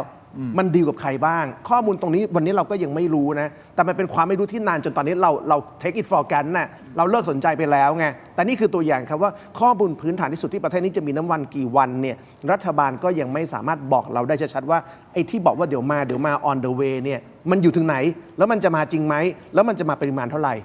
หมายความว่าไม่สามารถที่จะเรียกข้อมูลเหล่านี้มาได้คือถ้าเกิดเทียบคุณอนุทินเป็นชิปเนี่ยนะครับผมว่าชิปแกนเนี่ยต้องอัปเดตแล้วก็อัปเกรดใส่รุ่นใหม่เข้าไปเลยอ่ะมันไม่เร็วมันไม่จะไปสอดคล้องกับสิ่งที่คุณเทพไทยพูดก่อนในนี้หรือเปล่าว่าเหมือนแบบนายกก็โดนป้อนข้อมูลด้านเดียวโดยที่ไม่ได้ให้ข้อเท็จจริงคือเอาอย่างนี้ผมสรุปอย่างนี้ว่าง่ายๆนะคือถ้าแกเป็นศิลปินเนี่ยนะคือหมายความแกด้นสดไม่เป็นอ่ะด้นสดไม่เป็นคือหมายความว่าแกอิมพอไว้ไม่ได้ไม่งั้นแกถูกไม่งั้นตอนดีเบตเนี่ยแกไปดีเบตทุกเวทีแล้วคุณดูที่แกหนีดีเบตทุกเวทีแกไม่เคยดีเบตที่เวทีไหนเลยอ่ะเพราะแกรู้ไงไปถึงก็เจอกับคำถามของพิธีกรของแคนดิเดตนายกพรรคต่างๆแกก็เจ๊งไงคุณแต่ตอนเป็นนายกรอบนี้มันวิกฤตไงแกต้องแสดงความเป็นผู้นำไงใช่ไหมคือการสื่อสารรอบนี้เนี่ยมันไม่ใช่แค่การสื่อสารนะคุณทินมันคือการทำให้คนเห็นว่าประเทศมันจะไปทางไหนอ่ะสิ่งที่คนชื่นชมผู้นำสิงคโปร์ชื่นชมผู้นำออสเตรเลียคือเขาฉายภาพว่าฉากมันจะเป็นยังไง1 2 3 4เช่นนะครับถ้าเกิดสงครามจบเร็วจะเกิดอะไรวันนี้เราไม่รู้นะครับ สงครามจบเร็วจะเกิดอะไรกับประเทศไทยเราไม่รู้สงครามจบเร็วรัฐบาลจะมีแผนอะไร1 2 3 4เราไม่รู้แล้วถ้าสงครามจบช้าจะเป็นยังไงเช่นจบช้ากี่แบบที่ 1 6 เดือนแบบที่ 2 1 ปีแบบที่ 2 3 ปีแต่ละแบบเนี่ยรัฐบาลต้องมีบทบาทไม่เหมือนกันแบบ6 เดือนวิธีหาของเติมเข้าประเทศแบบหนึ่งถ้าสงคราม1 ปีวิธีหาของเติมเข้าประเทศอีกแบบหนึ่งถ้าสงคราม2 ปีวิธีหาของเติมเข้าประเทศอีกแบบหนึ่งวันนี้รัฐบาลเจรจาหาของเข้าประเทศจากใครซัพพลายเชนที่มันพังต้นทุนที่มันเรายังไม่รู้นายกไม่เคยบอกเราต้องจำเป็นต้องรู้สิ่งเหล่านี้จำเป็นครับแล้วก็ ตอนนี้เราไม่รู้เลยเขาไม่ ใช่ครับ สื่อสาร นี่คือสิ่งที่พรรคประชาชนเรียกร้องตั้งแต่แรก ๆเลยครับว่าข้อมูลทุกอย่างตั้งแต่หน้าลงกลั่นไปยันปลายทางนะครับประชาชนควรจะรู้ให้ละเอียดได้มากที่สุด รัฐบาลอย่างที่ผมเคยพูดไปว่ารัฐบาลมีการเปิดเผยข้อมูลชุดนี้มาครับ23 24แล้วข้ามไป26 27เนี่ยแต่ก็มาแบบลักกระปิดลักกระเปิดมาหายพูดง่ายๆถ้าเรามีแดชบอร์ดที่ประชาชนสามารถรู้ได้ว่าน้ำมันที่กำลังมาเข้ามาสู่ประเทศไทยเนี่ยอยู่ที่ตรงไหนแล้วจะมาถึงประเทศไทยเมื่อไหร่แล้วก็จะเข้าสู่โรงกลั่นเมื่อเท่าไหร่เนี่ยประชาชนอุ่นใจในระดับหนึ่งนะว่าขาเข้าเรามีมากพอส่วนขากระจายไปยังหน้าปั๊มเขาเนี่ยเราก็ต้องรู้ครับว่าจากโรงกลั่นไปคลังน้ำมันเท่าไหร่จากคลังน้ำมันออกไปเท่าไหร่ไปที่สถานีบริการเท่าไหร่อยู่ที่รถขนส่งน้ำมันที่ไหนบ้างเท่าไหร่ข้อมูลตรงนี้รัฐมีหมดครับอย่างรถขนส่งน้ำมันท่านพิพัฒน์ก็บอกเองว่ามี GPS มีอะไรอยู่แล้วถ้าเรามีการทำแดชบอร์ดบูรณาการข้อมูลเข้าร่วมเข้าด้วยกันเนี่ยมันจะสามารถทำให้ประชาชนเชื่อมั่นได้ว่าโอเคตรวจสอบได้โปร่งใสและมีมากเพียงพอนะครับอย่างนี้ฮะคุณผู้ชมครับนายกอาจจะพูดไม่ค่อยเก่งนะทั้ง3ท่านแต่นายกเขียนเก่งโพสต์เก่งนะครับโพสต์ดีกว่าหมายถึงว่าข้อมูลที่ท่านโพสต์ก็อธิบายได้ชัดเจนนะฮะผมเลยไม่นี่คุณเมื่อกี้ผมดูแกไปห้างนะห้างโลตัสเอาภาพขึ้นมาอีกทีหนึ่งยังไงพอชาวบ้านมาถามคุณดูดิโดยปกตินายกเนี่ยนะนี่ขณะกับชาวบ้านแกหลบเลยนะแกเลี่ยงแกไม่ตอบเลยอาม่ามาคุยอะไรเนี่ยนะแกไม่แกหลบอันนี้แกมาซื้อนาฬิกานู่นดูคุณดูตอนนี้นะดูราชตีนะแกไม่คุยเหมือนแกโดนกลัวชาวบ้านจะเข้ามาด่าแกกลัวแกแย้งไงแย้งไม่ผมเชื่อว่าแต่ว่าเอาเข้าแฟร์นะผมว่าการที่นายกไปอย่างนี้เราให้ประชาชนเข้าใกล้ดีกว่าไม่ไปนะถูกผมนึกถึงนายกบางท่านเนี่ยนะครับในช่วงปี62เนี่ยไม่มีอย่างนี้เลยนะเข้าถึงไม่ได้เลยนะบอดี้การ์ดมาเพียบเลยอันนี้ไปนะแล้วก็ไปผมว่าไปครั้งเดียวแล้วถามว่ามีคนถามผมว่าทำไมไปโลตัสบางกะปิทำไมฮะก็คนจัดทีมเขาเลือกสถานที่ไงคือเอาอย่างงี้ว่าคือคุณอนุทินเนี่ยถ้าผมวิเคราะห์นะคุณอนุทินเนี่ยเขาเทคโอเวอร์กระแสอนุรักษ์นิยมจากลุงตู่แล้วบางกะปิเขตบางกะปิเนี่ยเป็นเขตที่คนใต้เนี่ยอยู่เยอะแฟดคลองจันทร์เอาไปดูก็แล้วกันแฟดคลองจันทร์เนี่ยผมเพียบเลยแล้วกันข้อมูลที่ผมไม่รู้อันนี้จะบอกคนใต้อนุรักษ์นิยมก็คนส่วนหนึ่งที่ชอบลุงตู่ไง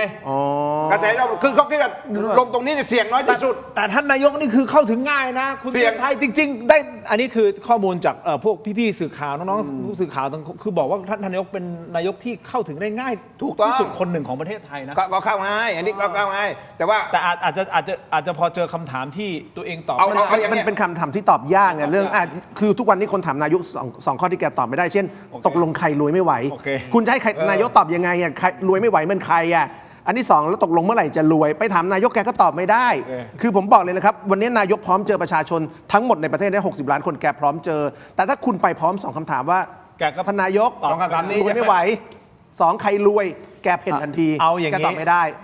พูดอาจจะไม่เก่งโพสต์ดีกว่าคุณสมโชติงี้ท่านนายกโพสต์นะเมื่อช่วงบ่ายที่ผ่านมาเองท่านนายกอนุทินโพสต์ข้อความบนหน้า Facebook ของตัวเองเกี่ยวกับวิกฤตพลังงานนะครับโดยในบางช่วงบางตอนนะคุณผู้ชมตามโพสต์นี้บอกว่ามีมติให้ข้าราชการ work from home และขอความร่วมมือพี่น้องประชาชนและภาคเอกชนให้ร่วมกันประหยัดพลังงานในรูปแบบเดียวกันและมีการทิ้งท้ายบอกว่าขอให้เชื่อมั่นว่ารัฐบาลจะทำทุกวิถีทางเพื่อบรรเทาผลกระทบต่อพี่น้องประชาชนทุกคนอย่างเต็มความสามารถและไม่มีวันท้อหรือเหน็ดเหนื่อยผมยังเชื่อมั่นนะฮะอย่างยิ่งว่าในทุกวิกฤตมักมีโอกาสควบคู่กันเสมอและผมก็สามารถสร้างโอกาสมาชดเชยและทดแทนสิ่งที่เราต้องสูญเสียไปในห้วงวิกฤตได้ทุกครั้งครั้งนี้ก็ไม่มีข้อยกเว้นครับถ้าดูจากท่าทีแล้วแปลว่ารัฐบาลมีแผนช่วยเหลือประชาชนเต็มที่แล้วใช่หรือไม่ในมุมของฝ่ายค้านมามองหน่อยมุมฝ่ายค้านคิดยังไงก็จากที่นายกโพสต์ใช่ไหมครับผมคิดว่าโพสต์เนี้ยควรจะออกมาตั้งแต่วันแรกๆของวิกฤตด้วยซ้ำนะครับ การมาวันนี้ทำให้เรารู้สึกดีได้ในระดับหนึ่งนะครับแต่สิ่งที่ประชาชนต้องการมากที่สุดตอนนี้คือมาตรการที่จับต้องได้ทันทีนะครับเราเจอการขึ้นน้ำมัน6 บาทภายในวันเดียวใช่ไหมครับ3 บาท 50 2 วันติดต่อกันแล้วล่าสุดเนี่ย2 บาท 80รวมๆกันเนี่ย15 บาทภายในระยะเวลา1 อาทิตย์บวกลบเศษๆเนี่ยผมคิดว่าณถึงตอนนี้เรายังไม่เห็นมาตรการอะไรที่ออกมาช่วยเหลือพวกเขาได้แบบเป็นชิ้นเป็นอันนอกเหนือจากโพสต์อันนี้ใช่ไหมครับผมคิดว่าการกระทำสำคัญกว่าคำพูดอันนี้เป็นประโยคคลาสสิกที่ใช้ได้กับทุกบริบท Action speaks louder than words ใช่ครับแล้วก็ควรจะใช้มากที่สุดในสถานการณ์ตอนนี้อย่างนี้นะฮะคุณผู้ชมคอมเมนต์ดีกว่าพอโพสต์อย่างนี้ปุ๊บ คอมเมนต์ใต้โพสต์คือก็มีหลายคนนะฮะคุณผู้ชมแสดงความเห็นให้กำลังใจเหมือนกันนะครับผมเนี่ย แต่ก็มีหลายข้อความแต่หลายข้อความบอกว่าจะไม่ไหวกันแล้วมาทรงนี้ขึ้นอีกแน่ๆความหมายคือมาทรงนี้คือน้ำมันขึ้นอีกแน่ๆใช่ไหมครับรวยไม่ไหวแล้วโว้ยก็คือแล้วก็มีบางคนบอกให้นายกลาออกเถอะยังไม่ทันเฉิดฉายเลยครับคุณผู้ชมยังไม่ทันอะไรนะแถลงนโยบายเลยนะฮะก็มีขอให้ลาออกแล้วและยังมีคนตั้งข้อสงสัยบอกว่าทั้งที่อิหร่านเนี่ยก็ให้เรือน้ำมันของไทยผ่านไปแล้วแต่ทำไมน้ำมันในประเทศยังแพงขึ้นเรื่อยๆคุณเทียบไทยก่อนเนี่ยตอบกันว่าจริงๆเนี่ยไอ้ที่คนมันเจ็บปวดเราก็คือว่าตอนนี้ที่มันขึ้นราคาที่มันขายอยู่เนี่ยนะมันคือสต็อกเดิมสต็อกเก่าแล้วก็ผมก็ถามไอ้คนผมไม่ได้เก่งเรื่องน้ำมันเรื่องพลังงานนะแต่ผมถามไอ้ว่าไอ้2 ลำที่ผ่านมาเนี่ยนะที่ซื้อมาเนี่ยเขาบอกคุณรู้หรือเปล่าอันนั้นก็ราคาเดิมเพราะว่าตกลงกันล่วงหน้า3 เดือนโน่นเวลาเขาซื้อน้ำมันดีปะเอาล่ะผมอันนี้ก็จบไปแต่ว่าเมื่อกี้คุณถามฝ่ายค้านแล้วนะมาถามฝ่ายค้ำอย่างผมบ้างฝ่ายค้ำผมฝ่ายค้ำคุณอนุทินคือคุณอนุทินเนี่ยนะแกโพสต์ว่าเวิร์กฟอร์มโฮมผมก็บอกแล้วตั้งแต่ต้นว่าเวิร์กฟอร์มโฮมเนี่ยมันทำให้เปลืองแอร์เพราะว่าทำกัน3 คนมันอยู่กัน3 ห้องเปิดแอร์3 ตัวถ้าหากว่าคุณไปทำงานที่ออฟฟิศเนี่ยนะแอร์ตัวเดียวเปิดเนี่ยนะแล้วก็คนมันจะอยู่กันรวมกันเนี่ยมันจะประหยัดคือตอนนี้คนแก้ปัญหายังไงรู้ไหมคุณอาจจะไม่ชอบนั่งร้านกาแฟเหมือนผมยังไงคุณไปดูร้านกาแฟต่างๆเนี่ยนะเอาโน้ตบุ๊กไปคนละตัวตั้งเต็มไปหมดสั่งน้ำแก้วเดียวเนี่ยนะแล้วก็ไปนั่งอยู่แล้วก็ไปทำงานในร้านกาแฟเริ่มมีป้ายจากร้านกาแฟแล้วบอกนั่งห้ามเกินชั่วโมงนึงอะไรอย่างงี้ตอน1 แก้วผมไปเช็คดูแล้วนี่ผมไปดูแล้วบางคนบอกอีกว่านั่งนานผมตามนานก็พี่นั่งทั้งวันเลยตั้งแต่เช้ามาปั๊บก็คือก็มาเวิร์กว่าเมืองแถวห้างแถวอะไรเนี่ยก็จะเยอะมากเพราะอะไรเพราะคุณจะไม่ไปทำที่ไหนนะคุณบอกเวิร์กฟอร์มโฮมก็เวิร์กฟอร์มโฮมไหนก็มาที่ห้างนี่แหละไปอยู่บ้านมันก็เปลืองไฟแล้วค่าไฟมันก็แพงขึ้นอีกคนก็รู้อยู่แล้วว่าค่าไฟมันแพงขึ้นใช่ไหมล่ะนี่แหละแก้ปัญหาแล้วตอนนี้ผมก็เห็นนายกใส่แจ็คเก็ตใส่อะไรยังปกติแล้วเมื่อก่อนใส่สูทใส่เชิ้ตอยู่2 วันได้มั้ง3 วันได้มั้งแล้วก็มาเดินอวดอยู่ที่หน้าทำเนียบ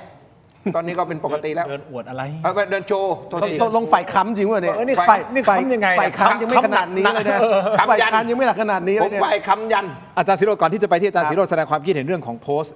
ของท่านนายกนะครับเดี๋ยวถามนิดนึงพอดีมันมีคอมเมนต์อันนึงนะคุณสุภโชติคุณอาจจะให้ความรู้เรานิดนึงนะฮะบอกว่าน้ำมันเนี่ยที่คุณเทพไทยพูดไปมันก็เป็นประเด็นน่าสนใจนะมันมีน้ำมันสำรองเยอะแล้วทำไมค่าน้ำมันขึ้นคะเพราะน้ำมันที่สำรองเท่ากับซื้อในราคาอดีตถูกต้องไหมราคาก็ควรจะเท่ากับต้นทุนในอดีตที่ซื้อมาไม่ใช่เหรอคะเขางงประเด็นนี้หลายคนงงนะมันเป็นใช่ไหมอาจารย์ศิโรจน์มันเป็นสต็อกเก่าทำไมตอนนี้มันราคาถึงเป็นราคาใหม่เพราะว่ามันเป็นไปตามกลไกที่เรามีการกำหนดราคาอ้างอิงกับตลาดที่สิงคโปร์ครับแล้วก็ต้องยอมรับตรงๆเนี่ยว่าตลาดที่สิงคโปร์ตอนนี้มันปรับตัวสูงขึ้นอย่างมาก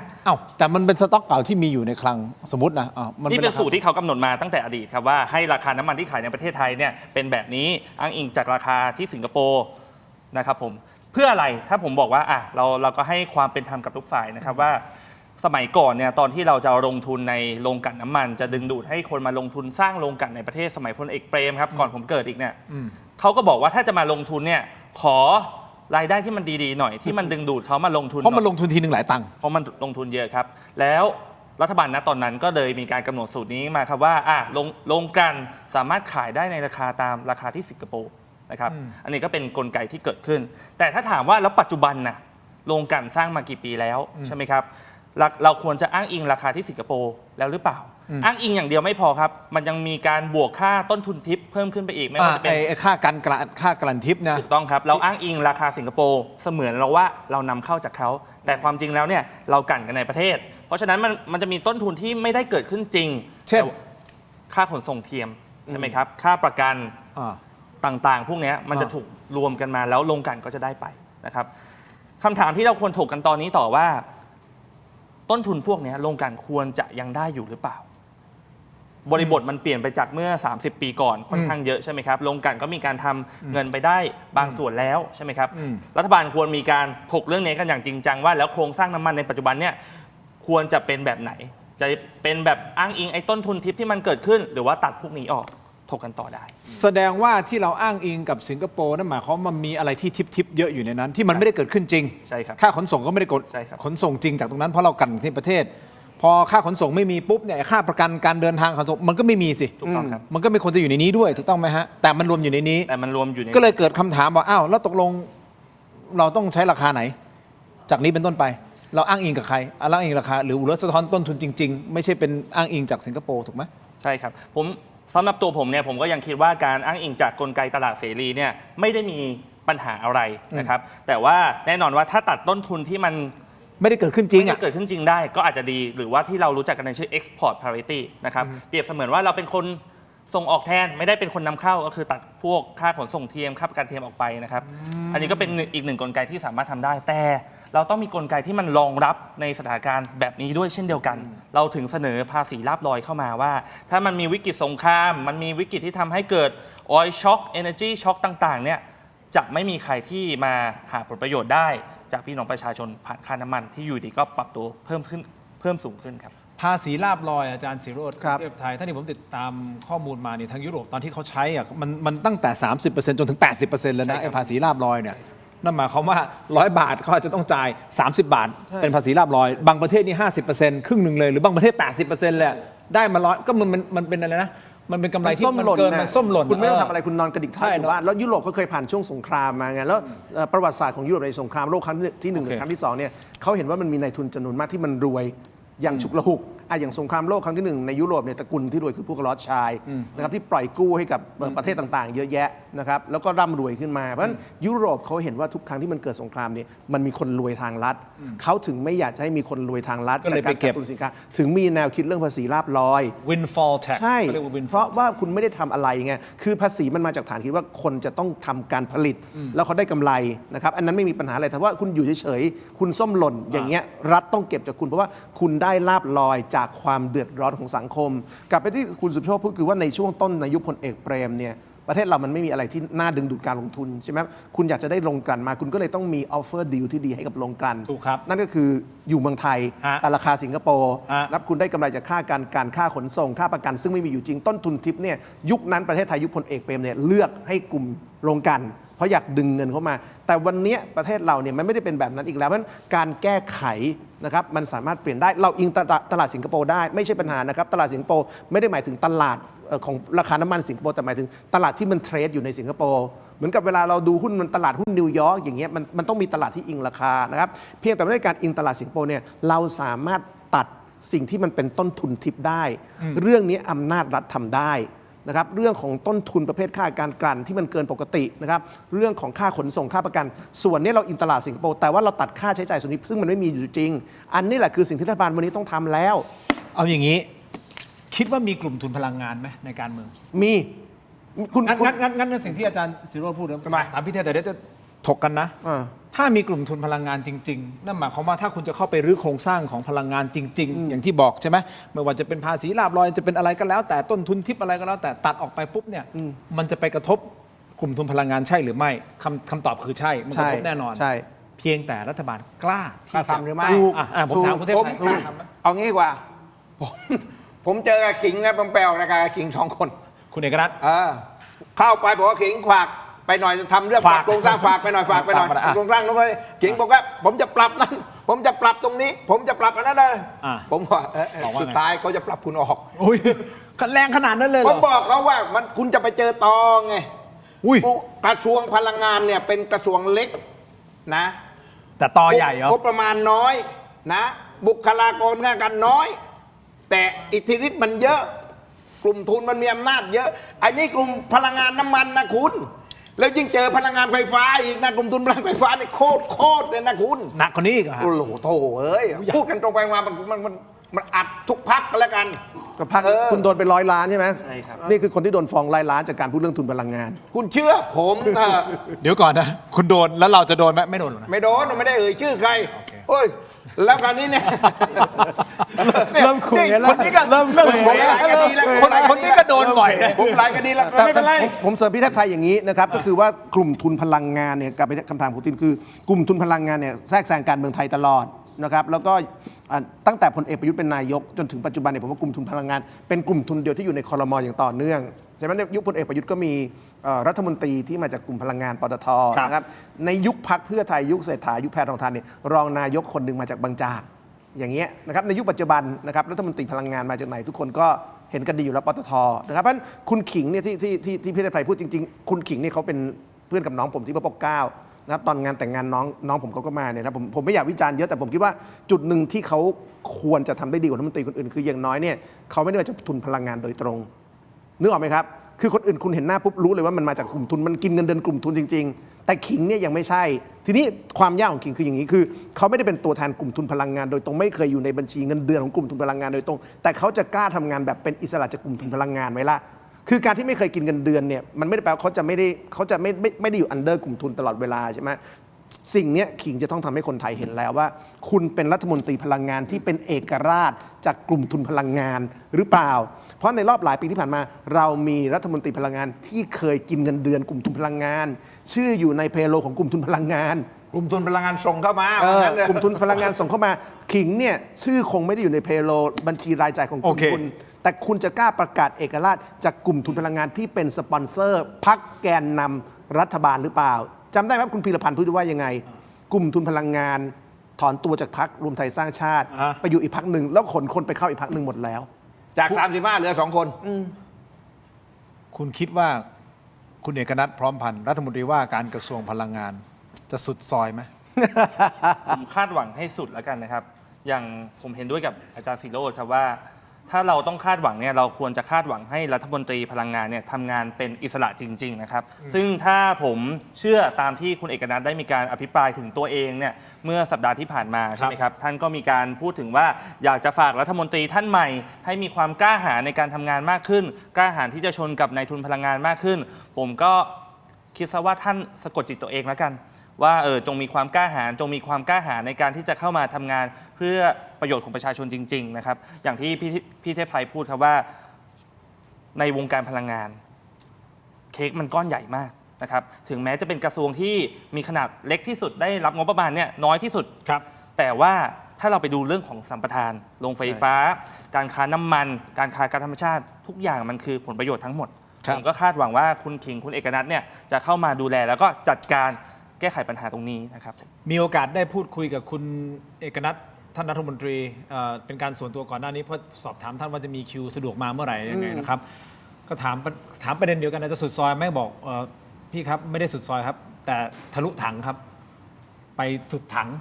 งใช่ไหมที่เขาพูดแต่จริงๆเขาบอกทะลุถังเลยเอาอย่างนี้อันนี้คือท่านพูดนะเรื่องพูดคือบอกว่าเป็นกำลังใจให้ท่านนะทำไม่ทำอะไรก็ว่ากันไปนะรอให้ทำนะฮะรอให้ทำนะฮะคุณผู้ชมแต่ขออนุญาตนิดนึงผมขอไปเรื่องอื่นต่อเดี๋ยวจะได้ครบประเด็นครบถ้วนนะครับอย่างนี้คือข้าวของมันพาเรดกันขึ้นราคากันอยู่แล้วคุณผู้ชมแต่มันมีข้อมูลที่อยากจะเล่าให้ฟังอันนี้ก็ต้องขอบคุณทีมงานที่ทำข้อมูลมาให้ผมด้วยนะครับตอนนี้ชาวบ้านประสบปัญหาเรื่องอะไรไหมฮะก๊าซหุงต้มไม่เต็มถังที่เราพูดถึงสุดถังทะลุถังเนี่ยแต่จริงๆก๊าซหุงต้มไม่เต็มถังเรื่องมันมีอยู่ว่าตอนนี้กระทรวงพลังงานเขาก็พยายามที่จะช่วยชาวบ้านนะครับยืดเวลาอุดหนุนราคาก๊าซหุงต้ม LPG ถัง15กิโลกรัมแบบนี้เนาะออกไปอีกประมาณสัก2เดือนเต็มๆนะก็คือลากยาวไปจนถึงเดือนพฤษภาคมแหละคุณผู้ชมสิ้นเดือนพฤษภาคมแต่ปัญหามันมีอยู่ว่ากระทรวงพาณิชย์เนี่ยก็รับสายร้องเรียนจากชาวบ้านเป็นจำนวนมากนะคุณเทพไทยอาจารย์ศรีโรจน์คุณสุประโชติบอกว่าไอ้ก๊าซที่ซื้อมาเฮ้ยทำไมมันหมดไวกว่าปกติวะเราก็ใช้ประมาณนี้แต่ทำไมแต่ก่อนสมมติใช้ประมาณสัก2 เดือนนี่ทำไมมันเดือน1 เดือนครึ่งก็หมดแล้ววะงานนี้กรมการค้าภายในก็ลงพื้นที่ปรูพรมนะครับคุณผู้ชมแล้วไปแจ็คพอตแตกคุณผู้ชมครับไปเจอข้อมูลฮะไปเจอพวกหัวหมอฮะแอบโกงน้ำหนักก๊าซฮะแยกเป็นระดับประมาณนี้มันทำกันเป็นหลายระดับนะคุณผู้ชมฟังข้อมูลระดับแรกก่อนระดับโรงงานบรรจุเลยคุณสุประโชติไป ไปโป๊ะแตกกันที่นนทบุรีและอยุธยาครับนี่คือแค่2ที่ที่เจอนะอาจจะมีมากกว่านี้ เจ้าหน้าที่ไปเจอก๊าซบรรจุไม่เต็มถังครับจับได้คาหนังคาเขาถึง57ถังที่ไม่เต็มถังคุณผู้ชมประชาชนเราเดือดร้อนกันเรือหายวายวอดแต่นี่เขามาทำกันแบบนี้มันคืออะไรฮะซ้ำเติมประชาชนใช่หรือไม่นี่คือระดับโรงบรรจุก๊าซนะฮะคุณผู้ชมไปต่อกันที่ระดับร้านส่งรายใหญ่ใช่ไหมบรรจุเสร็จก็ส่งให้ร้านส่งรายใหญ่ไอ้ร้านส่งรายใหญ่ที่ยโสธรขอนแก่นและชลบุรีฮะเจอที่3จังหวัดไปเจอขายก๊าซหุงต้มไม่เต็มถังเหมือนกันจะพูดภาษาจีนทำไมเนี่ยไม่เต็มถังเหมือนกันครับโดนเจ้าหน้าที่สั่งอายัดของทันทีฮะนี่คือระดับร้านส่งใหญ่มาต่อฮะร้านส่งใหญ่เขาต้องส่งให้ร้านค้าปลีกระดับร้านค้าปลีกครับไปเจอที่ปทุมธานีฉะเชิงเทราและสตูลฮะไม่รอดเช่นเดียวกันไปตรวจเจอน้ำหนักหายครับก๊าซหุงต้มไม่เต็มถังเช่นเดียวกันคิดดูฮะนึกภาพดูโปรดิวเซอร์คุณโบก็บอกพี่คิดดูเฮ้ยไอ้ก๊าซเนี่ยมันอยู่ในถังทึบนะเว้ยเหล็กทึบนะพี่มองก็ไม่เห็นนะใช่เวลาเด็กส่งก๊าซขี่มอเตอร์ไซค์ใช่ไหมก็อยู่ข้างหลังอ่ะพวกมาปุ๊บมาถึงหน้าบ้านเอาไปเสร็จปุ๊บแล้วก็เอาเข้าครัวไปใส่ปุ๊บทำเราจะช่างมันไหมไม่เคยมีใครช่าง ใครมันจะช่างก็ใช่บ้านแต่ละบ้านไม่มีตาช่างด้วยแล้วมันมาเนี่ย15 กิโลหมายถึงว่าไอ้ถังมันมีน้ำหนักอยู่แล้วนะแต่หมายถึงว่าไอ้จำนวนก๊าซที่มันอยู่ในถังมันควรจะ15 กิโลใช่ไหมแล้วเขานี่พ่อค้าแม่ค้านะชาวบ้านนะเขาซื้อไปตอนนี้มันก็เลยมาเจอข่าวแบบนี้มันระแวงกันไปหมดหรือเปล่าเนี่ยแล้วทำยังไงคือเราเอาไงเอาที่ชั่งน้ำหนักที่ชั่งน้ำหนักตัวทุกวันนะคุณผู้ชม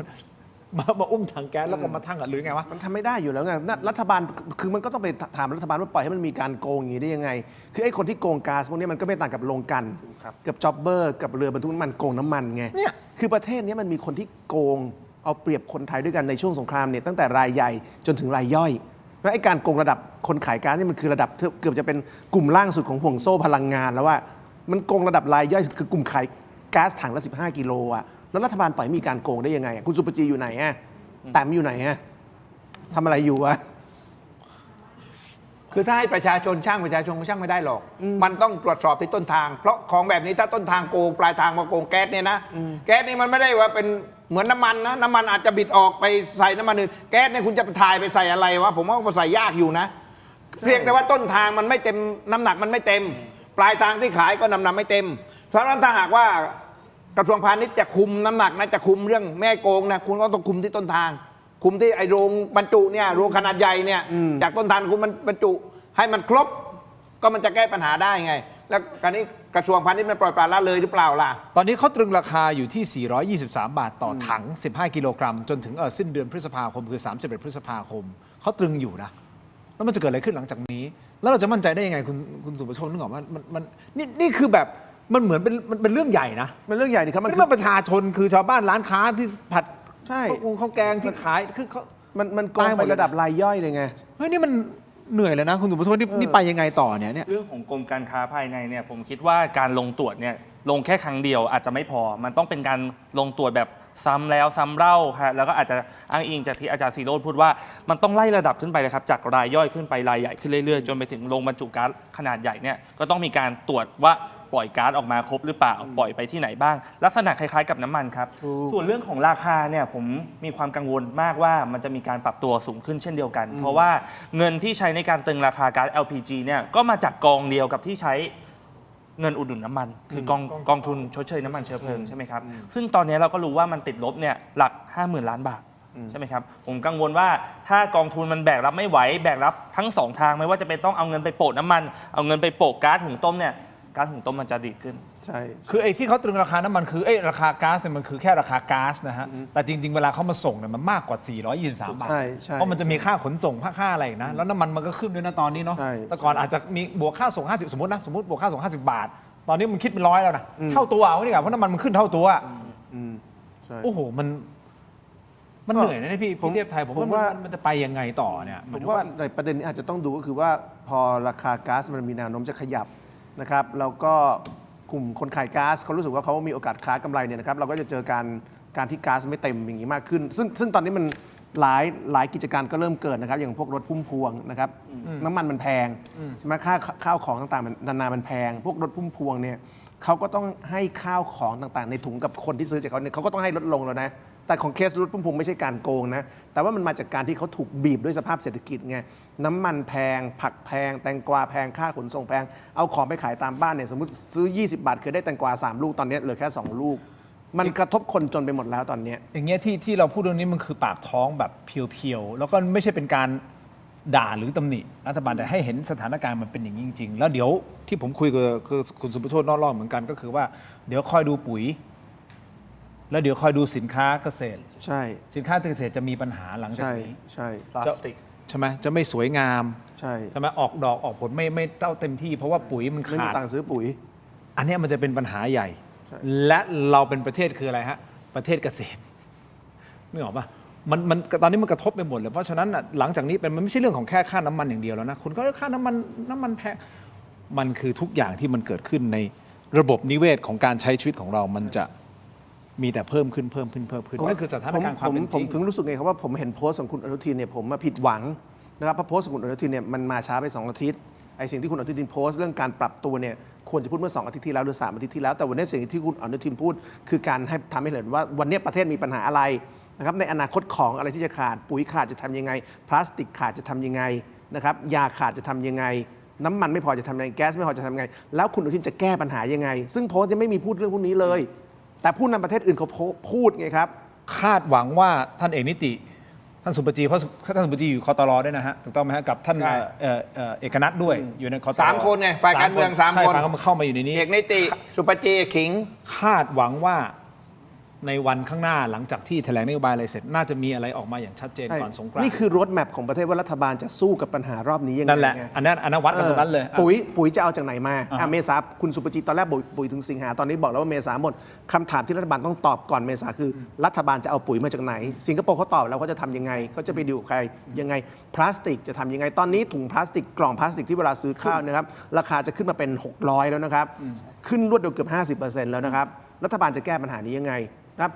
น้ำมันนะครับจะอุดหนุนยังไงตอนนี้หลายพื้นที่รถไถนาเลิกรับงานแล้วเพราะน้ำมันแพงรถไถก็ไม่กล้าวิ่งเพราะกลัววิ่งแล้วเนี่ยขาดทุนนะครับแล้วจะไปเก็บตังค์แพงจากชาวนาก็ไม่ไหวกันเพราะว่าตอนนี้ชาวนาจะจ้างรถไถก็ไม่กล้าจ้างไอ้รถไถจะไปรับงานก็ไม่กล้าจ้างรถทัวร์ต่างจังหวัดตอนนี้หยุดวิ่งแล้วนะทินแล้วคนต่างจังหวัดไม่มีรถทัวร์เขาจะไปไหนมาไหนยังไงไงแล้วนายกบอกให้ทุกคนใช้ขนส่งมวลชนนายกหรือเปล่าว่ารถทัวร์มันเจอค่าน้ำมันวิ่งไม่ไหวเพราะฉะนั้นไอ้โพสต์อย่างเงี้ยนะครับถึงโกรธผมถึงโกรธแทนประชาชนไงมาละอาจารย์ใช่ไหมครับมันถึงโกรธแทนประชาชนคือคุณให้ work from home ให้ work นึกออกไหมใช่ไหมคือให้ work from home แล้วก็ให้แบบใช้ขนส่งมวลชนแต่ว่าแบบรถทัวร์ต้องหยุดวิ่งไงใช่ไหมรถทัวร์ต้องหยุดวิ่งแล้วนายกเข้าใจเรื่องพวกนี้ไหมคุณให้ผมฝากคตรคือจริงๆคตรผมดูท่าทีของคุณเอกนิติเนี่ยผมก็โอเคนะถ้าเขาขึงขังเอาจริงเอาจังนะแต่ว่าในโครงสร้างของคตร12 คนเนี่ยมันมีฝ่ายการเมืองแค่3 คนซึ่งฝ่ายการเมืองแน่นอนที่สุดแหละมันก็จะอาจอ่อนไหวต่อกระแสความรู้สึกของประชาชนมันก็อาจจะทำตามกระแสอาจจะไปกดดันนะครับแต่ว่าใน12 คนเนี่ยเป็นคนเขาเรียกเป็นนักวิชาการหรือเป็นอิสระเสีย4 คนแต่ว่าข้าราชการในกระทรวงพลังงานเนี่ย5มากสุดนะ5 คนนะถ้าคุณไม่ทลายความคิดอันนี้โครงสร้างนี้ได้เนี่ยคุณก็อาจจะได้ออกมาไม่เต็มหน่วยคราวนี้มาตรการที่จะช่วยชาวบ้านยังไงบ้างเนี่ยผมก็คิดว่าบังเอิญว่าวันที่8วันที่9วันที่10นี้เขาก็จะแถลงนโยบายถึงฝากคุณสุภโชติไปก็อย่างน้อยก็ต้องตีแผ่ว่าเขาจะบริหารประเทศยังไงก็จะแก้ปัญหาอะไรบ้างใช่ไหมล่ะวันที่90แต่ว่าสำหรับผมเนี่ยผมอ่าน5 ด้านอะไรเนี่ยนะผมคิดว่านโยบายของพรรคภูมิใจไทยเพราะว่าพรรคภูมิใจไทยเขาต้องเป็นนโยบายหลักใช่ไหมล่ะเพราะเป็นพรรคแกนนำแต่ว่าถ้าถามชาวบ้านตอนนี้นะชาวบ้านถามว่าคุณหวังอะไรกับพรรคภูมิใจไทยบ้างที่คุณเลือกชาวบ้านจำได้เรื่องเดียวเท่านั้นเองคือคนละครึ่งแกพูดแต่เรื่องคนละครึ่งคุณดูเวลาเขาไปหาเสียงเขาพูดเรื่องอื่นนี่ผมว่าชาวบ้านจำไม่ได้เลยนะว่านโยบายอะไรบ้างนะของพรรคภูมิใจไทยนะเพราะฉะนั้นที่เลือกเขาไม่ได้เลือกพรรคภูมิใจไทยด้วยนโยบายนะเขาเลือกด้วยปัจจัยอื่นแต่ว่าไม่อยากพูดเดี๋ยวฟ้องมูอีกปัจจัยอะไรครับไม่ถามเอาอย่างนี้นโยบายไม่มีแคนดิเดตนายกไม่ดีเบตแต่ว่าคะแนนมาที่1เนี่ยคุณว่าได้เพราะอะไรถามคุณหน่อยดิได้เพราะอะไรฮะรู้ไหมรู้เหรอให้ขยิบตาอยู่รู้ไหมถามผมเหรอเฮ้ยผมเป็นสื่อเราไม่แสดงความคิด เอาอย่างนี้ดีกว่าคุณผู้ชมมาดูสำรวจดูสิทธิโพลนิดหนึ่งเมื่อสักครู่นี้เราพูดถึงโพลของทั้ง3รัฐมนตรีถูกต้องไหมครับที่คราวนี้มาดูดูสิทธิโพลกันหน่อย สงกรานต์นี้ครับประชาชนบอกว่าไม่ไหวแล้วคุณผู้ชมครับจากสถานการณ์ข้าวของขึ้นราคาในช่วงนี้ทางสวนดุสิตโพลของมหาวิทยาลัยสวนดุสิตได้สำรวจความคิดเห็นเรื่องสงกรานต์ 2569 กับวิกฤตพลังงานและค่าครองชีพจากกลุ่มตัวอย่างทั้งหมด 1,272 คนระหว่างวันที่ 31 มีนาคมถึงวันที่ 3 เมษายนนะครับโดยจากผลสำรวจพบว่าประชาชนกว่า 61.32% รู้สึกว่ามีค่าใช้จ่ายเพิ่มขึ้นมากโดยเฉพาะสินค้าจำเป็นที่แพงขึ้นจนเริ่มรับไม่ไหวนี่ฮะคุณผู้ชมดูอินโฟกราฟิกคุณผู้ชมดูตรงนี้เลยก็คงไม่ต้องอธิบายเยอะว่าทำไมประชาชนคงรู้สึกอย่างนี้นะตอนนี้นะครับคุณผู้ชมครับเอาเป็นว่าเป็นข้อมูลให้คุณผู้ชมแล้วกันแต่ที่มีข้อมูลเพิ่มเติมก็คือพี่ตุ้มหนุ่มเมืองจันทร์ฮะเมื่อคืนวันที่ 5 ที่ผ่านมาเมื่อคืนเมื่อวานนี้นะเมื่อคืนเนี้ยโพสต์ข้อความที่หน้าเพจของตนเองระบุว่าขอความรู้ครับใครทำธุรกิจอะไรอยู่อยากถามว่าตอนนี้ต้นทุนวัตถุดิบค่าขนส่งนะต่างๆนานาเนี่ยอะไรขึ้นมาบ้างหนักหนาสาหัสแค่ไหนอยากเห็นภาพรวมของธุรกิจครับปรากฏว่ามีคนคอมเมนต์กันเข้ามาตอนนี้น่าจะเกิน700 กว่าคอมเมนต์แล้วเนาะแล้วก็มีการอธิบายว่าตนเองประสบเจอกับปัญหาอะไรบ้างยกตัวอย่างนะคอมเมนต์ที่1บอกว่าที่นอนหมอนผ้าโรงงานค่ะที่นอนขอไปที่นอนเถียงมันเนอมาจากสุพรรณโทษทีขออภัยที่นอนหมอนผ้าโรงงานและงานโรงแรมค่ะเขาอยู่โรงแรมนะขึ้นทุกสิ่งค่ะต้นทุนมองไปทางไหนก็ขึ้นราคาแต่ร้านเรารับจบแบกไปก่อนค่ะเกรงใจลูกค้าไม่อยากผลักภาระให้ใครคอมเมนต์ที่2ครับบอกว่าขายกะหรี่ปั๊บเนื้อทอดค่ะน้ำมันพืชขึ้นราคาลังละ30 บาทกล่องพัสดุขึ้นราคาเฉลี่ยใบละ50 สตางค์ใช่ไหมเนี่ย50 สตางค์ปะอันนี้ไม่มีนะค่าขนส่งพัสดุเพิ่มขึ้นกล่องละ3 บาทแต่ของยังต้องขายราคาเดิมค่ะหรือแม้แต่กระทั่งอีกท่านหนึ่งบอกว่ารถไถนาจังหวัดพะเยาเคยรับได้ละ900 บาทตอนนี้ราคาน้ำมันลิตรละ32ตอนนั้นราคาน้ำมันลิตรละ32ตอนนี้51ยังไม่เสด็จน้ำว่าจะรับไถไร่ละเท่าไหร่รอดูสถานการณ์คุณผู้ชมคอมเมนต์ไปในทิศทางเดียวกันครับของพี่ตุ้มหนุ่มเมืองจันทร์ซึ่งมันอาจจะไปสอดคล้องกับของสวนดุสิตโพแล้วเนี่ยอู่สีรถทินเนอร์แลกเกอร์สีขึ้นหมดครับคือเอาเป็นว่าตอนเนี้ยขึ้นกันทั่วหน้าเลยครับใช่เมล็ดพันธุ์อะไรต่างๆก็ราคาขึ้นหมดแหละคุณ เมื่อวันศุกร์ผมมีโอกาสได้ไปพบบุคคลท่านหนึ่งที่ทำธุรกิจโลจิสติกแต่ผมขอไม่บอกนะเป็นใครพูดไปก็รู้จักทั่วประเทศโกรธมากบอกพี่ผมโกรธมากน้ำมันขึ้นอย่างนี้ผมโกรธมากค่าขนส่งผมขึ้นบานแต่ผมขึ้นราคาขนส่งไม่ได้ขาดทุนก็ต้องทำใช่เขาพูดถึงผมอย่างนี้เลยเจอหน้าตอนแรกนะผมไม่ได้เจอนานเจอมาปุ๊บพี่สวัสดีครับแล้วก็อธิบายผมฟังผมเหรอให้มันขึ้นขนาดโอ้โหพี่แล้วผมขึ้นราคาลูกค้าได้มันขึ้นไม่ได้ใช่แต่ราคาขนส่งมันขึ้นใช่วันนี้คนค้าขายบ่นอย่างนี้มันก็หมดนะครับแม่ค้าบ่นเหมือนกันหมดว่าน้ำมันขึ้นถุงขึ้นกล่องขึ้นแต่ขึ้นราคากับลูกค้ากันไม่ได้เพราะฉะนั้นทุกคนก็จะใช้วิธีให้ปริมาณให้มันน้อยลงคือมันคือการปรับตัวเท่าที่ประชาชนจะทำได้ไงแต่รัฐบาลจะทำอะไรเนี่ยมันต้องกลับไปสู่เรื่องเดิมที่เราคุยกันว่ารัฐบาลจะปรับภาษียังไงใช่ไหมถ้าคุณตัดเรื่องภาษีออกไปตัดเรื่องค่าการกลั่นตัดเรื่องของค่าการตลาดนะครับตัดเรื่องค่าขนส่งไปเนี่ยราคาน้ำมันลงทันทีไงเพราะถ้าคุณไม่ทำเรื่องน้ำมันนะครับคุณไม่ทำเรื่องต้นทุนไม่ทำเรื่องภาษีเนี่ยยังไงวงจรนี้มันไม่จบผมถามอาจารย์นิดนึงสมมติน้ำมันลงนะคุณสุประโชติเดี๋ยวแสดงความคิดเห็นด้วยนะพี่พอตอนนี้ราคามันขึ้นใช่ไหมแต่พอต้นทุนน้ำมันลดลงอ่ะราคาจะปรับลงไหมไม่ลงอยู่แล้วไม่ลงดิไม่ลงอยู่แล้วคืออะไรขึ้นแล้วมันลงยากคุณคือต่อไปถ้าสมมติว่าสถานการณ์ถึงบอกว่าเราจะต้องอยู่อย่างนี้ไงแต่ว่าตอนนี้มันต้องเร่งตัดตั้งแต่วงจรนี้ก่อนก็ต้องอั้นในมากที่สุดไงคุณใช่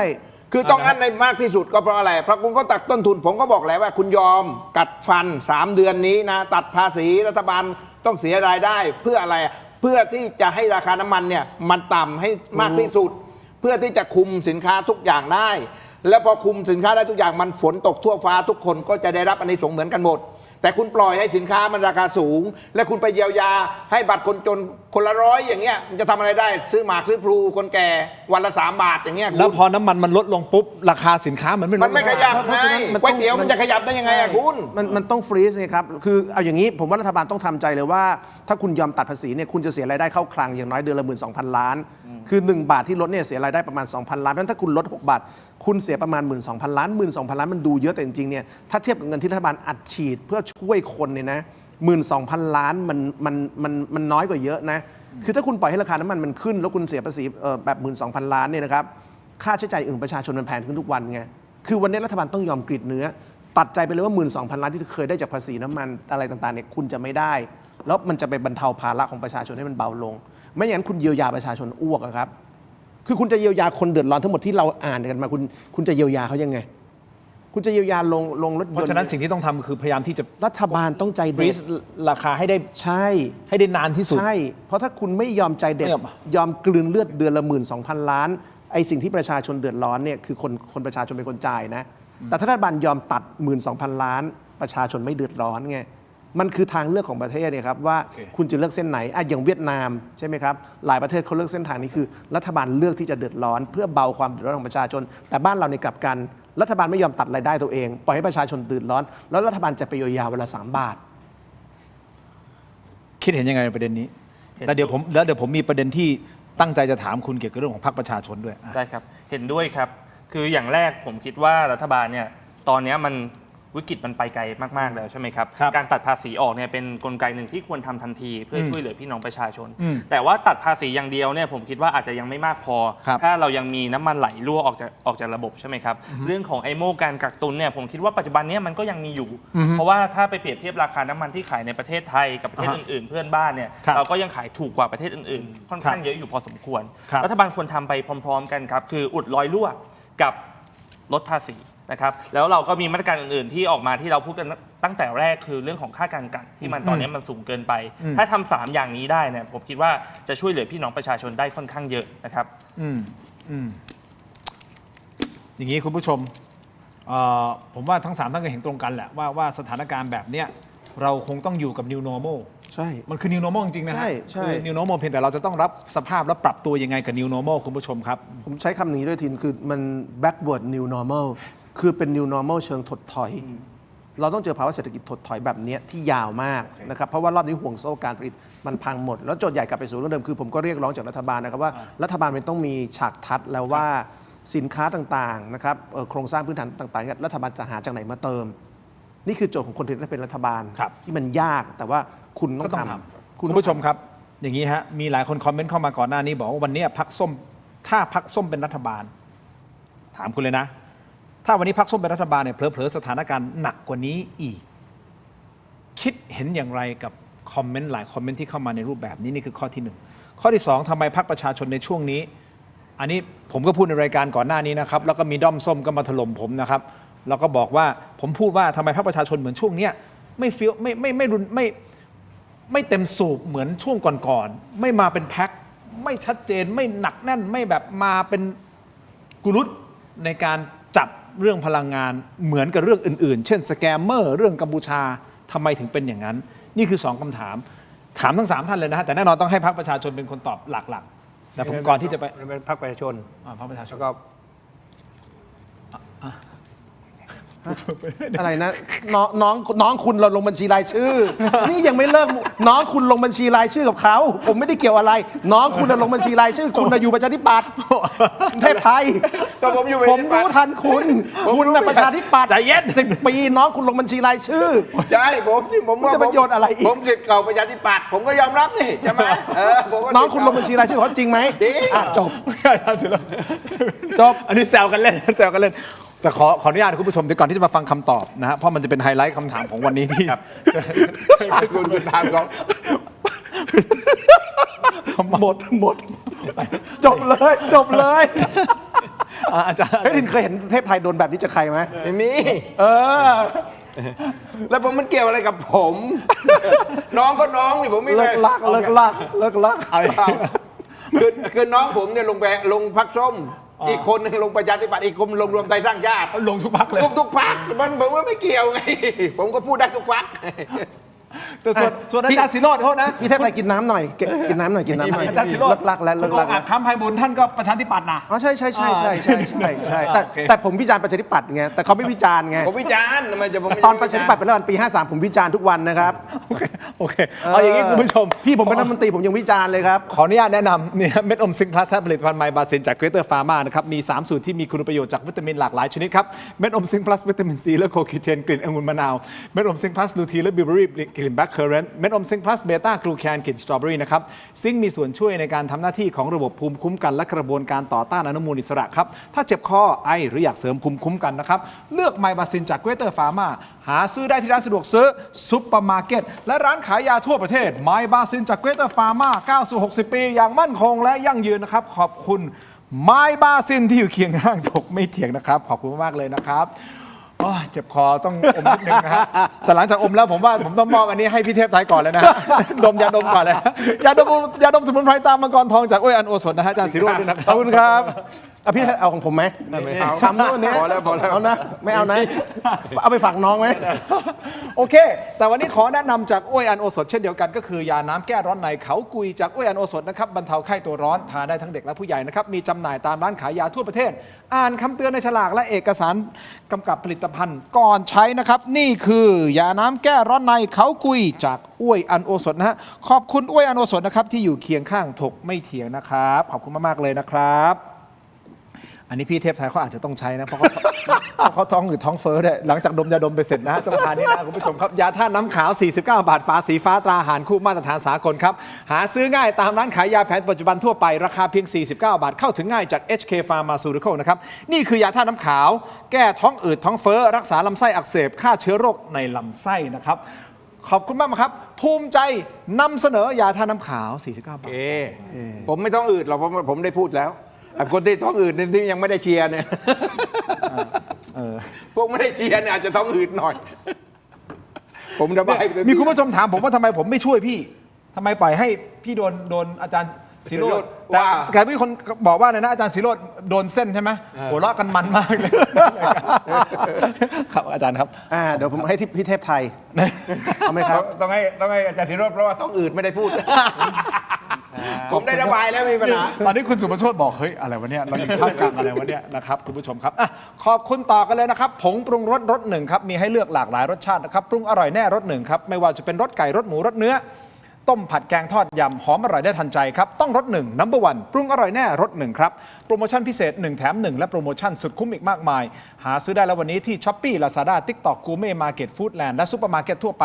ปรุงอร่อยแน่รสหนึ่งนะครับขอบคุณมากๆครับรสหนึ่งนะครับแล้วมอบให้ทั้ง3ท่านนะฮะนี่ของดีจากรสหนึ่งนะครับเดี๋ยวผมขออนุญาต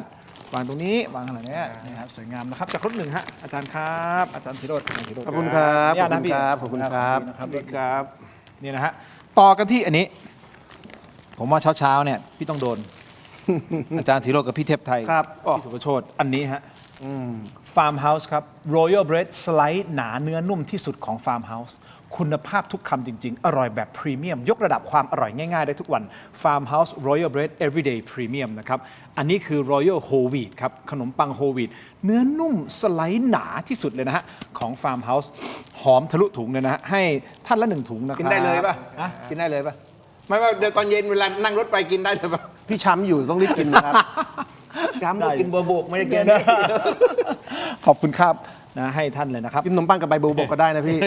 ช่วงนี้ผมบอกเลยนะฮะหน้าร้อนอย่างนี้นะครับ Star Air ครับแนะนำครับ Star Air เครื่องปรับอากาศคุณภาพของคนไทยที่ออกแบบมาเพื่อเข้าใจชีวิตจริงของทุกบ้านในเมืองร้อนแบบเรา ไม่ว่าคุณจะอยู่คอนโดบ้านเดี่ยวหรือพื้นที่เชิงพาณิชย์ Star Air มีให้เลือกครบทุกแบบนะครับตอบโจทย์ทุกไลฟ์สไตล์ดีไซน์ทันสมัยเย็นเร็ว เงียบมั่นใจได้ทั้งความทนทานและความคุ้มค่าในระยะยาวแถมช่วยประหยัดพลังงานและสำหรับใครที่กังวลค่าไฟช่วงหน้าร้อนนี้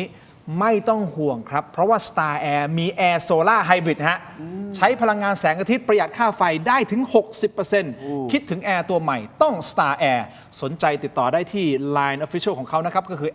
@Star Air Air นี่มีคำว่ามีตัว E ด้วยนะฮะต่อติดท้ายด้วยนะครับ Star Air หรือตัวแทนจำหน่ายทั่วประเทศครับสามารถค้นหาตัวแทนใกล้บ้านคุณได้ที่ www.starair.com ขอบคุณมาก ๆ นะครับ Star Air นะครับ ต่อกันนิดนึงไหมสั้น ๆ เดี๋ยวผมจะรอคำตอบว่าพรรคประชาชนตกลงเนี่ยในมุมมองของอาจารย์ศิโรจน์เองมุมมองของคุณเทพไทยเองว่าเหมือนเรื่องพลังงานเขาจะเงียบ ๆ ไปหรือเปล่า ไม่ค่อยมีพลังเหมือนช่วงก่อน ๆ หรือเปล่า แล้วเดี๋ยวให้พรรคประชาชนพูดเองว่าตกลงมันใช่หรือไม่อย่างไร คุณผู้ชมครับ นี่คือเซ็ตบ็อกซ์ครบรอบ 5 ปีของถกไม่เถียงคุณผู้ชมครับ มี Rare Item อยู่นี้ทั้งหมด 3 รายการด้วยกันนะครับ สแกน QR Code หน้าจอครับ ราคาเพียง 799 บาท มีจำนวนจำกัดด้วยนะครับ Rare Item มีอะไรบ้างนะครับ1ฮะเสื้อตัวนี้เป็นเขาเรียกว่าฟุตบอลเจอร์ซี่นะฮะสไตล์แบบเจอร์ซี่เราทำกับ Grand Sport นี่ทำกับ Grand Sport จริง ๆ ราคาตั้งเขาอยู่ที่ 690 บาทฮะเนื้อผ้านี่คือใส่สบายพรีเมียมจริง ๆ นะฮะตัวนี้มีโลโก้ฮะ since 2021 next chapter นี่ครับนี่ฮะ5 ปีถกไม่เถียง The Discussion นะครับคุณสุภโชคยังไม่เคยจับลองจับดูโอ้โหเป็นไงล่ะโดนเลยเห็นไหมโดนเลยสกายเคียวโค้ดเลย799 บาทนี่นะฮะคุณผู้ชมนี่คือ Rare Item แรกอันแรกนะครับ Rare Item 2นี่คือสติ๊กเกอร์ Limited นะฮะทินน้อย100 อาชีพฮะแต่จริงๆในนี้ใส่มา10 อาชีพนะคุณผู้ชมครับเป็นทุกอย่างยกเว้นเป็นพิธีกรนะฮะในนี้มีไหมมีพิธีกรในนี้ไหม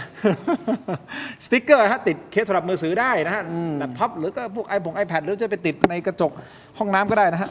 ให้ท่านสะดวกสบายตอนตื่นมานี่นะครับเสื้อยืดนี่ก็เป็นตัวเดียวที่ทินใส่จัดรายการใช่ฮะเสื้อยืดคือตัวนี้เป็นเสื้อที่ทำให้คุณทุกคนเห็นว่าทินเหมือนมีทองห้อยที่คออยู่ตลอดเวลาใช่ตัวนี้นี่นะครับไม่แค่นี้นะครับอย่าให้ผมถอดนะฮะคุณจะถอดใช่ไหมครับไม่ถอดครับหมายถึงแจ็คเก็ตไม่อยากเห็นถอดได้นะไม่เอาอีกอันหนึ่งฮะอาจารย์คืออะไรนี่คือยาดมสมุนไพรนะครับดมแล้วเถียงต่อได้อันนี้อาจจะต้องให้พี่เทพไทยดมแล้วเถียงต่อได้เนี่ยวันนี้แกช้ำนี่ เป็นเคสครับนี่เคสยาดมข้างในเรามีให้ด้วยนะครับก็คือจากโอสถนะครับตรามังกรทองของดีจริงๆนะครับพร้อมกับเคสนี่นะครับไปพร้อมๆกันเลยนี่เป็นไงมีโลโก้ถกไม่เถียงอยู่ด้านหน้าตรงฝาแล้วก็เนี่ยฮะ5 ปีถกไม่เถียงนี่ของดีแล้วมีที่ห้อยเป็นพวงกุญแจได้ด้วยนี่มีที่คล้องด้วยเห็นไหมใส่ข้อมือได้ใช่ครับเพราะใส่ข้อมือเลยเหรอพี่ห้อยข้อมือแต่กลัวร่วง799 บาทสกายเคียวโค้ดหน้าจอเข้ามาด้วยนะครับของพรีเมียมแบบนี้ขอบคุณมากๆเลยนะครับต่อกัน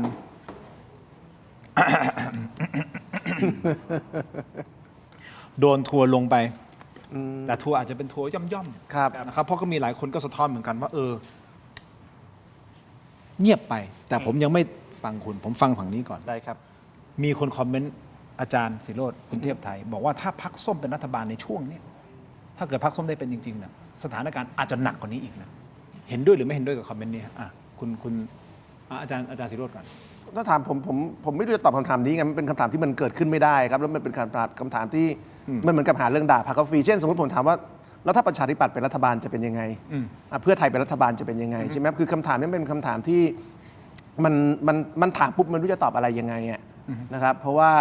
มันเป็นสิ่งที่มันยังไม่สามารถเกิดขึ้นในเวลานี้ผมว่าถ้าถามผมนะครับปัญหาปัจจุบันคือเรามีภูมิใจไทยเป็นรัฐบาลนะครับแล้วภูมิใจไทยจะบริหารประเทศยังไงในเวลานี้นั่นคือโจทย์หลักของประเทศณเวลานี้มากกว่านี่คืออยากจะฟังอาจารย์ฟังพี่เทพไทยเดี๋ยวผมจะได้ถามคุณสุภโชติด้วยผมถามทุกคนอ่ะพี่เทพไทยน้องตัวเองอยู่พรรคเขาจะทำยังไงจะตอบยังไงในมุมของคนไม่ได้ถามความเห็นถ้าถามความเห็นน้องก็ต้องไปถามความเห็นน้องนี่ความเห็นผมในฐานะนักวิเคราะห์การเมืองวิเคราะห์หน่อยฮะคือผมคิดว่าเอางี้ดีกว่าสิ่งที่ถ้าพรรคส้มเป็นนะสิ่งที่ไม่เป็นประเด็นที่เป็นแชร์กันไปไวรัลเนี่ยก็คือว่ารวยไม่ไหวแล้วเนี่ยไม่น่าที่จะมีการพูด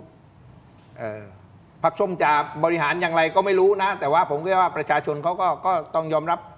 ผลการบริหารของพรรคส้มนะแต่ว่าไอ้ประเภทการแนะกันแหนประเภทมาพูดแชร์กันไปไวรัลไปอะไรอย่างเงี้ยนะครับแล้วก็ผมก็เชื่อว่าถ้าเป็นพรรคส้มก็เรื่องผลประโยชน์ทับซ้อนก็น่าจะไม่มี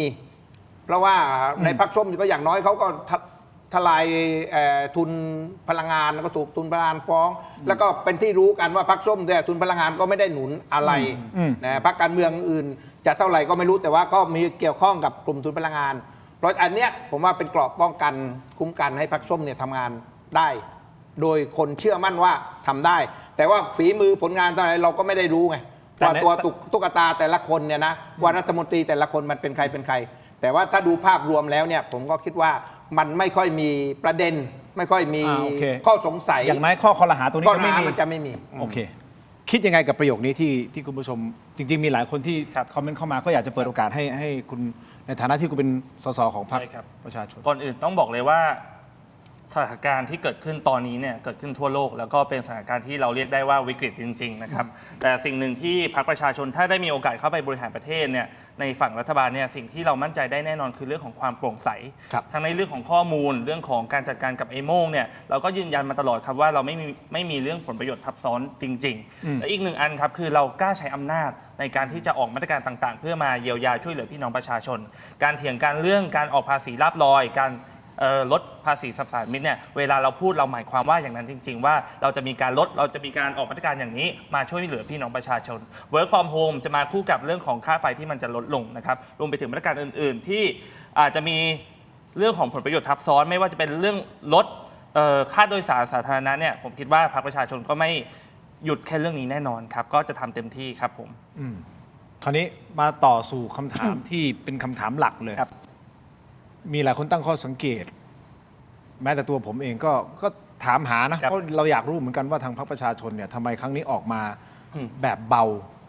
ไม่เหมือนช่วงก่อนๆที่เวลามีข้อมูลที่เป็นข้อคอรหาเรื่องผลประโยชน์ทับซ้อนเองหรือแม้แต่พวกผังต่างๆเนี่ยมันจะต้องออกมาระดมกันออกมาตัวจี๊ดๆของพรรคประชาชนต้องออกมาถล่มกันมาเป็นฉากๆแต่ครั้งนี้เราเหมือนไม่เห็นเป็นเพราะอะไรเป็นอย่างนั้นจริงหรือเปล่าหรือว่าเราคิดไปเองผมปฏิเสธก่อนเลยว่าไม่จริงครับตอนที่เกิดวิกฤตเนี่ยคือวันที่ 28 กุมภาพันธ์วันที่ 1 กุมภาพันธ์เราก็ได้มีการโพสต์ถึงเรื่อง1 มีนาคม1 มีนาคม1 มีนาคมเราก็ได้มีการโพสต์ถึงเรื่องนี้ไปแรกๆเลยกันว่าสิ่งนี้มันจะเกิดขึ้นเรื่องของน้ำมันแพงมันจะเกิดขึ้นเรื่องของค่าไฟแพงมันจะตามมาแล้วถ้าจำได้เนี่ยเรื่องตอนอภิปรายวิกฤตน้ำมันเนี่ยครับเราก็มีการพูดถึงเรื่องของไอ้โม่งทั้ง5รายที่อาจจะเป็นไปได้ใช่ไหมครับตอนนี้เราเจอทั้งหมด4รายแล้วเนี่ยอีกอันนึงอาจจะยังไม่ได้ตรวจสอบก็ต้องติดตามกันต่อไปผมคิดว่าเราก็จริงจังในการเปิดเผยประเด็นแล้วก็ตั้งคำถามกับรัฐบาลให้กับพี่น้องประชาชนเหมือนเดิมครับถามว่ามีการแบ่งบทกันเล่นไหมแน่นอนครับว่าพรรคประชาชนเนี่ยมีบุคลากรที่หลากหลายเราก็มีไม่ว่าจะเป็นอาจารย์เดชรัตน์ที่ดูทางภาคการเกษตรใช่ไหมครับมีผมที่ดูในเรื่องของพลังงานรวมกับท่านอดีตสสอย่างคุณวรภพใช่ไหมครับเรามีการทำงานร่วมกันตลอดครับว่านโยบายในช่วงนี้มาตรการที่เกิดขึ้นควรจะมีอะไรบ้างมีการสื่อสารมีการตั้งวอลลุ่มกันภายในพรรคว่าถ้าเราจะทำงานขับเคลื่อนในเชิงประเด็นชี้นำสังคมเนี่ยเกี่ยวข้องกับวิกฤตครั้งนี้ควรจะทำอะไรบ้างแกนนำของเราไม่ว่าจะเป็นคุณรังสิมันต์โรมไม่ว่าจะเป็นคุณวีรยุทธ์การชูชัดหรือแม้กระทั่งคุณใหม่สิริกัญญาเนี่ยก็ได้มีการออกรายการอย่างต่อเนื่องครับผมแต่มันพลังคือโมเมนตัมรู้สึกว่ามันไม่ได้แรงเท่าช่วงก่อนๆไม่ว่าจะเป็นเรื่องของตอนนู้นของกัมพูชาหรือแม้แต่กระทั่งพวกสแกมเมอร์ต่างๆใช่ไหมฮะมันจะออกมารุนแรงประกันสังคมอย่างเงี้ยออกมารุนแรงมากๆเลยหมายถึงว่าเวลารุนแรงความหมายคือโมเมนตัมมันใหญ่แล้วมันจี้จุดตรงเป๊ะ1 2 3 4มันทำให้สังคมตั้งข้อสงสัยแต่เหมือนครั้งนี้มันเหมือนไม่โมเมนตัมนั้นมันเหมือนไม่ค่อยเกิดหรือเปล่าอันนี้คือตั้งข้อสังเกตนะเพราะว่าเราก็อยู่สื่อแล้วก็น้องๆทีมงานเราก็คอยมอนิเตอร์มันไม่มีโมเมนตัมตรงนั้นผมว่าโมเมนตัมของทิศทางเรื่องวิกฤตน้ำมันครั้งนี้มันใหญ่กว่าพรรคผมไปแล้วมันเป็นเรื่องโมเมนตัมของทั้งสังคมที่เราจับตากันร่วมกันใช่ไหมครับทุกคนตอนนี้มีข้อมูลอันไหนอันใหม่เข้ามาเนี่ยทุกคนช่วยกันเสริมและตั้งคำถามไปที่รัฐบาลอันนี้ผมคิดว่าเป็นภาพที่ดีกับการเมืองไทยมากกว่านะว่าทุกคนช่วยกันตรวจสอบการทำงานของรัฐบาลพรรคการเมืองอาจจะเป็นคนแค่จุดประเด็นชี้นำใช่ไหมครับแต่มันคือการดึงคนเข้ามามีส่วนร่วมในภาคการเมืองแล้วก็เช็คเสนอแนะรัฐบาลได้มากขึ้นครับผมหรือว่าคดีความทำให้พวกคุณขยาดหรือเปล่าไม่กล้าที่จะแบบไปเต็มที่อันนี้พูดถามตรงๆแบบชาวบ้านคือไม่รู้นะหมายถึงคดีความรวมๆนะโดยรวมไม่ได้เจาะจงว่าคดีอะไรยังไงผมว่าเรื่องนั้นไม่เคยเป็นประเด็นของเราเลยครับส่วนตัวผมเองทุกท่านก็น่าจะรู้กันดีว่าได้รับการฟ้องร้องนะครับ100 ล้านบาทก็ไม่เคยเป็นประเด็นในการอภิปรายของผมหรือในการทำงานของผมไม่เคยเป็นอุปสรรคในเรื่องนี้ครับยืนยันครับโอเคไหมทีมงานก็จบ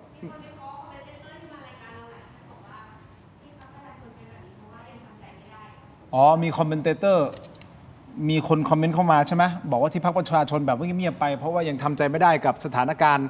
ที่1และเลือกตั้งผลการเลือกตั้ง2อาจจะมีประเด็นเรื่องของคดีที่ค้างคาอยู่กับ44สสหรือเปล่าอันนี้คุณเทพจะวิเคราะห์หน่อยไหมเป็นไปได้ไหม คืออย่างนี้ผมคิดว่าบังเอิญว่ามันเป็นเรื่องน้ำมันวิกฤตน้ำมันวิกฤตพลังงานเนี่ยมันเป็นวิกฤตที่ได้รับการกระทบมาจาก สงครามอิหร่านกับอเมริกา และมันเป็นเรื่องใหญ่มาก แล้วคนมันก็สนใจเรื่องสงครามเนี่ยมากแล้วก็ประกอบกับผลของการสงครามมันกระทบมาอย่างเรื่องพลังงานและความเดือดร้อนของประชาชน แล้วมันก็เป็นความเดือดร้อนของประชาชนทั้งประเทศรวมทั้งหมด แล้วก็ประชาชนทุกคนที่เดือดร้อนก็แสดงออกมาหมดเหมือนกับทุกคนเนี่ยเป็นอินฟลูเองเป็นตัวละครเองหมดมันเลยทำให้มันไปกลบกระแสของฝ่ายการเมืองไม่ใช่เฉพาะพรรคส้มนะผมว่าทุกพรรคมันก็เลเวลมันก็อยู่ในระดับใกล้เคียงกันในการเคลื่อนไหวคราวนี้หลักเราก็จะเห็นว่าส่วนใหญ่เนี่ยสื่อก็มันจะเห็นจากพวกสื่อโซเชียลเป็นส่วนใหญ่ความเดือดร้อนนะเกิดขึ้นจากตรงนี้มันเลยทำมาให้บทบังฝ่ายการเมืองเหมือนว่าฝ่ายการเมืองไม่ได้โดดเด่นไม่ได้เล่นเอาจริงเอาจังนะครับกับสองเนี่ยผมก็คิดว่ามันก็จะทำให้แน่นอนที่สุดแหละผลการเลือกตั้งที่ผ่านมาเนี่ยกองเชียร์ส้มพรรคส้มคาดหวังนะฮะคาดหวังว่าเพราะโพลมันมาที่หนึ่งมาโดยตลอดก็คาดหวังว่าคงจะประสบความสำเร็จคงจะได้อันดับหนึ่งเป็นการรัฐบาลนะคงจะได้อันดับหนึ่งหรือไม่ก็คะแนนมันก็คงจะดีกว่านี้แต่ว่าพอผลออกมาแบบนี้มันก็ช็อกอะใช่ไหมล่ะมันช็อกนะครับสามเนี่ยผมก็คิดว่าผลของการที่โดน44เนี่ยที่มันมาประดังเข้ามาในตอนนี้พอดีเนี่ยมันจะถามว่ามีผลไหมอาจจะไม่มีผลแต่ว่าผมว่าทำให้คนของพรรคส้มเนี่ยเสียสมาธิไม่ถึงว่าไม่ถึงว่าห่อเหี่ยวหมดกำลังใจนะแต่ผมว่ามันต้องเสียสมาธิเพราะอะไรเพราะว่าโห44 สสมันเป็นเดิมพันชีวิตทางการเมืองนะมันเหมือนประหารชีวิตทางการเมืองนะคุณถูกตัดสิทธิ์ตลอดชีวิตนะแล้วคนก็ระดับคีย์แมนหมดทุกคนเลยอ่ะเพราะฉะนั้นอันเนี้ยผมก็คิดว่าทำให้มันเขาเรียกว่าละลังทำให้มันเดินไม่เต็มสูบเดิมไม่เต็มสูบอาจารย์ศิโรจน์สั้นๆคิดว่าไงครับผมว่าก็อย่างที่พี่เทพไทยพูดแล้วก็หลายคนเห็นนะครับว่าเรื่องนี้มันเป็นเรื่องใหญ่มันมีคนพูดกันเยอะนะครับมันแตกสมมติอย่างเรื่องประกันสังคมเนี่ยจะเห็นว่าพรรคอื่นเนี่ยไม่มีใครพูดเลยเพื่อไทยประชาธิปัตย์อะไรไม่มีใครพูดเลยแต่ว่าเรื่องพลังงานเนี่ยประชาธิปัตย์ก็พูดนะครับคุณพีรพันธ์ก็พูดเพราะฉะนั้นพอมันเป็นเรื่องที่มีคนพูดเยอะเนี่ยนะครับสปอตไลท์มันก็กระจายอันที่สองผมว่าก็ต้องยอมรับว่าผมคิดของผมอย่างนี้ว่าพรรคประชาชนเองเขาก็รู้ว่าโอกาสที่มันจะเกิดคดี44 สสนะครับมันรุนแรงขนาดไหนแล้วก็ต้องมีการปรับตัวนะครับผมว่าเวลาคนถามว่าเอ๊ะทำไมรอบนี้พวกตัวท็อปของพรรคอย่างเช่นอย่างคุณโรมหรืออย่างคุณหมายไม่ออกมาพูดเนี่ยผมคิดว่าพรรคเขาก็คงต้องผลักให้คนอื่นออกมาพูดเรื่องนี้มากขึ้นเพราะว่าอย่างคุณสุประโชติเนี่ยก็ถือว่าเป็นคนใหม่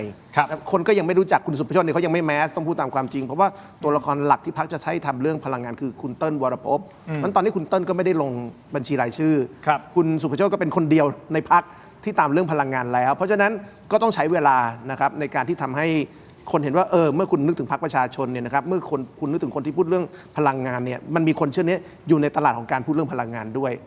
เขาคือสินค้าใหม่ที่เพิ่งเข้ามาในตลาดการพูดเรื่องพลังงานก็ต้องให้เวลาครับได้ครับน้องยังเด็กอยู่ครับเพิ่งเข้ามาพูดเลยครับแต่ดีนะคุณอายุเท่าไหร่ปีนี้33น้องยังใหม่อยู่เป็นรัฐมนตรีไม่ได้ต้องให้โอกาสให้ผมยืม2 ปี35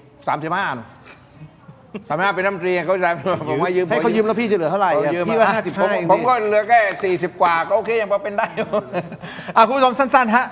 ในเรื่องร้ายๆก็ยังมีเรื่องดีๆอยู่บ้างนะครับเดี๋ยวจะหาว่าเราพูดแต่เรื่องไม่ดีนะครับคุณผู้ชมเรื่องดีคืออะไรอย่างนี้คุณผู้ชมฟังนะครับสภาพัฒน์และ BOI นะฮะระบุว่าอาเซียนและไทยครับกำลังเป็นภูมิภาคที่เนื้อหอมที่สุดจากการย้ายฐานการผลิตเพื่อเลี่ยงความขัดแย้งทางภูมิรัฐศาสตร์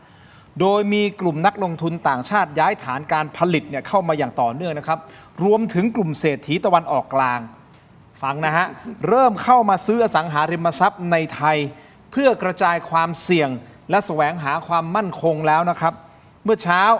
ผมมีโอกาสอ่านข่าวจาก e-finance ไทยนะฮะรายงานว่ากลุ่มบริษัทเทคโนโลยีระดับโลกจากสหรัฐจีนและสิงคโปร์นะครับกำลังหลั่งไหลเข้ามาตั้งฐาน Data Centerและระบบคลาวด์ในประเทศไทยนะครับเพื่อรองรับการเติบโตของเศรษฐกิจดิจิทัลและเทคโนโลยี AI ซึ่งก็เป็นเรื่องที่น่ายินดีคุณผู้ชมครับแต่เหนือสิ่งอื่นใดก็อย่าชะล่าใจเพราะสภาพัฒน์ก็บอกว่าไทยต้องเร่งปรับปรุงขีดความสามารถในการแข่งขันเนื่องจากว่า GDP ไทยเติบโตช้ากว่าเพื่อนบ้านอย่างเวียดนามและอินโดนีเซียนะครับแล้วถ้าท่านได้ติดตามข่าวเมื่อสัปดาห์ที่แล้ว Microsoft Microsoft ก็เท่าเป็นเบอร์ 2 จริงๆก็เบอร์ 2 ของ Microsoft อ่ะมาพบท่านนายกนะฮะ ครับ และได้มีโอกาสสัมภาษณ์กับสื่อ และเงินการลงทุนเริ่มต้นเนี่ยอยู่ที่ 1,000 ล้านเหรียญดอลลาร์สหรัฐนะฮะอันนี้ก็คือได้ทำให้เห็นแล้วนะครับว่าเรากำลังเนื้อหอม คือเรามีครบอ่ะใช่ไหมคุณสุประโชติเรามีทั้งทะเลทั้งภูเขาทั้งธรรมชาติใช่ไหมฮะเรามีทุกอย่างอะทรัพยากรต่างๆ เพราะฉะนั้นเรา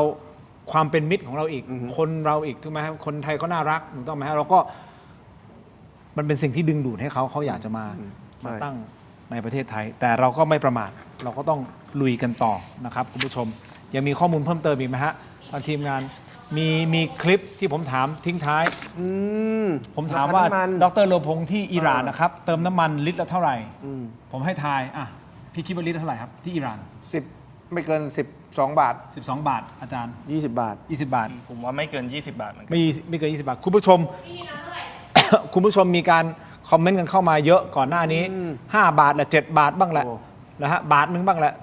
แล้วก็มี 10 บาทอะไรมี11 บาทบ้างแหละ เหรอ 11 12 บาท คอมเมนต์กันเข้ามาผมจะจบท้ายด้วยคลิปนี้ส่วนผมแหละครับปล่อยเสียงก่อนนะปล่อยอาจารย์เรือพงศ์ก่อนนะแล้วกลับมาสรุปโหวตงั้นไปดูนะฮะว่าผมว่าผมรู้คำตอบแล้วไงมันไม่แฟร์ที่ผมจะตอบผมคิดว่าผมรู้คำตอบแล้วผมคิดว่าผมรู้คำตอบ แมน แล้ มาว กคุณโอ้โห อ้าวก็ผมรู้ก่อนแล้วผมจะไปตอบทำไมล่ะตอบมันก็ไม่แฟ ตอบ ร์ ก็ถูกดิเมน ตอบถูกแล้วทำไมอ่ะ ผมอยากจะรู้ว่าคุณตอบถูกหรือตอบผิดไงอ้าวผมอยากจะรู้คุณตอบถูกตอบผิด ทีมงานบอกว่าพี่มึงเมื่อไหร่จะจบรายการเนี่ยผมรอพี่จบรายการเมื่อแต่20 นาทีที่แล้วเนี่ย รอดูคลิปอยู่เนี่ย เอาเลยอ่ะ อ้าวดูคลิปครับ สวัสดีครับวันนี้ผมมาเติมน้ำมันนะครับเดี๋ยวมาดูว่าราคาน้ำมันที่นี่เท่าไหร่ทั้งหมดคือ30 ลิตรนะครับเป็นเงินตรงนี้นะฮะ 45,000 โตมานเดี๋ยวเรามาดูเรทวันนี้นะครับว่าราคาโตมานที่เขาซื้อขายกันวันนี้ราคาเท่าไหร่นะครับนี่คือไทยแลนด์นะฮะเรทวันนี้คือ 4,804 1,500 โตมานหาร 4804 6 ลิตรละ 31 สตังค์เมื่อกี้ผมเติมไป 30 ลิตรจุด31 สตังค์เป็นเงิน 9.3 บาท 30 ลิตรครับน้ำขวดนี้1 ลิตรครึ่งราคาอยู่ที่ 25,000 โตมานลิตรครึ่งตกอยู่ที่ 5.2 บาทเท่ากับว่าลิตรหนึ่งน้ำอยู่ที่ราคา 16,000 โตมานหาร4804 เท่ากับน้ำลิตรละ 3.3 บาทในขณะที่น้ำมันลิตรละ 31 สตังค์ประเทศอิหร่านไม่มีปัญหาเรื่องน้ำมันที่ปั๊มน้ำมันที่ผมเข้าไปเมื่อสักครู่ก็ไม่มีคิวอะไรเลยนะครับราคาน้ำมันก็ถูกถ้าเกิด60 ลิตรก็อยู่ที่ประมาณ18 บาทโอกาสอย่างนี้ไม่มีที่ใดในโลกทุกวันนี้อิหร่านราคาน้ำมันถูกที่สุดในโลก ผิดหมดคุณ12 บาท 12 บาท อาจารย์บอกไม่เกิน20นี่คุณสมชายบอกไม่เกิน20 แต่ผมใกล้สุดไงเอาใกล้เคียงเขาจะเป๊ะผมไม่ใหม่มันได้หมอดูนะคุณโอเค แต่คุณทายบอกว่าทายแบบหมอดูเนี่ย ถ้า3 คนอ่ะโอเคใกล้ ผมใกล้เคียงที่สุดใช่ไหม ให้เขาหน่อยให้เขาหน่อย นี่เทพไทยไข่กระดกนะ เขาช้ำมาเยอะวันนี้ให้เขาหน่อย ให้เขาหน่อย เก่งลิตรละ30 สตางค์คุณผู้ชม ใช่ไหม ลิตรละ30 สตางค์ของเราลิตรละเท่าไหร่ดีเซล50 บาทมาดูผลโหวตกันหน่อยฮะคุณผู้ชม แล้วคุณดูน้ำเนี่ยน้ำเขาเท่าไหร่อ่ะ น้ำแพงกว่า แล้วน้ำมันเราเท่าไหร่ น้ำเขายังถูกกว่าเราอีก เข้าใจแล้วทำไมทรัมป์อยากยึดอิหร่าน นั่นไงไปดูผลโหวตกันหน่อยคุณผู้ชมผมถามว่าคุณเห็นใจรัฐบาลนายกหนูที่พยายามแก้วิกฤตพลังงานไหมเห็นใจ 7% ค่อนข้างเห็นใจ 6% ไม่ค่อยเห็นใจ 17% ไม่เห็นใจสักนิด17% กับไม่เห็นใจสักนิด 70% เครียดเลย เห็นใจที่ 13% เนาะโอเคครับขอทุกท่านมีความสุข มากนี่หนูมากกว่านิดาโพอีกเหรอเนี่ยนิดาโพ คนโหวตเข้ามาประมาณ 9,000 กว่าโหวตนะครับขอบคุณมากๆครับเดี๋ยวก่อนนะพอดีทีมงานบอกว่าให้ผมยังมีอีกเหรอไม่เป็นไรเอาไว้พรุ่งนี้ก็แล้วกันเอาพอต่อได้มีเปล่าเดี๋ยวประเด็นนี้ครบ สวัสดีครับ ไม่ประเด็นอิหร่าน ได้รอให้เขา รอพรุ่งนี้อ่ะ รอให้เขาลบ โอเค ตอนนี้เดี๋ยวพรุ่งนี้เส้นตายเป็นพรุ่งนี้ไงของโดนัลด์ทรัมป์เดี๋ยวพรุ่งนี้ค่อยมาเล่าแล้วกันยาวเกินไปละ โอเคครับขอบคุณมากครับขอบคุณครับพี่เล็กไทยขอบคุณครับ ขอให้ทุกท่านมีความสุขนะครับลาไปก่อนครับตกไม่เถียงครับสวัสดีครับ สวัสดีครับ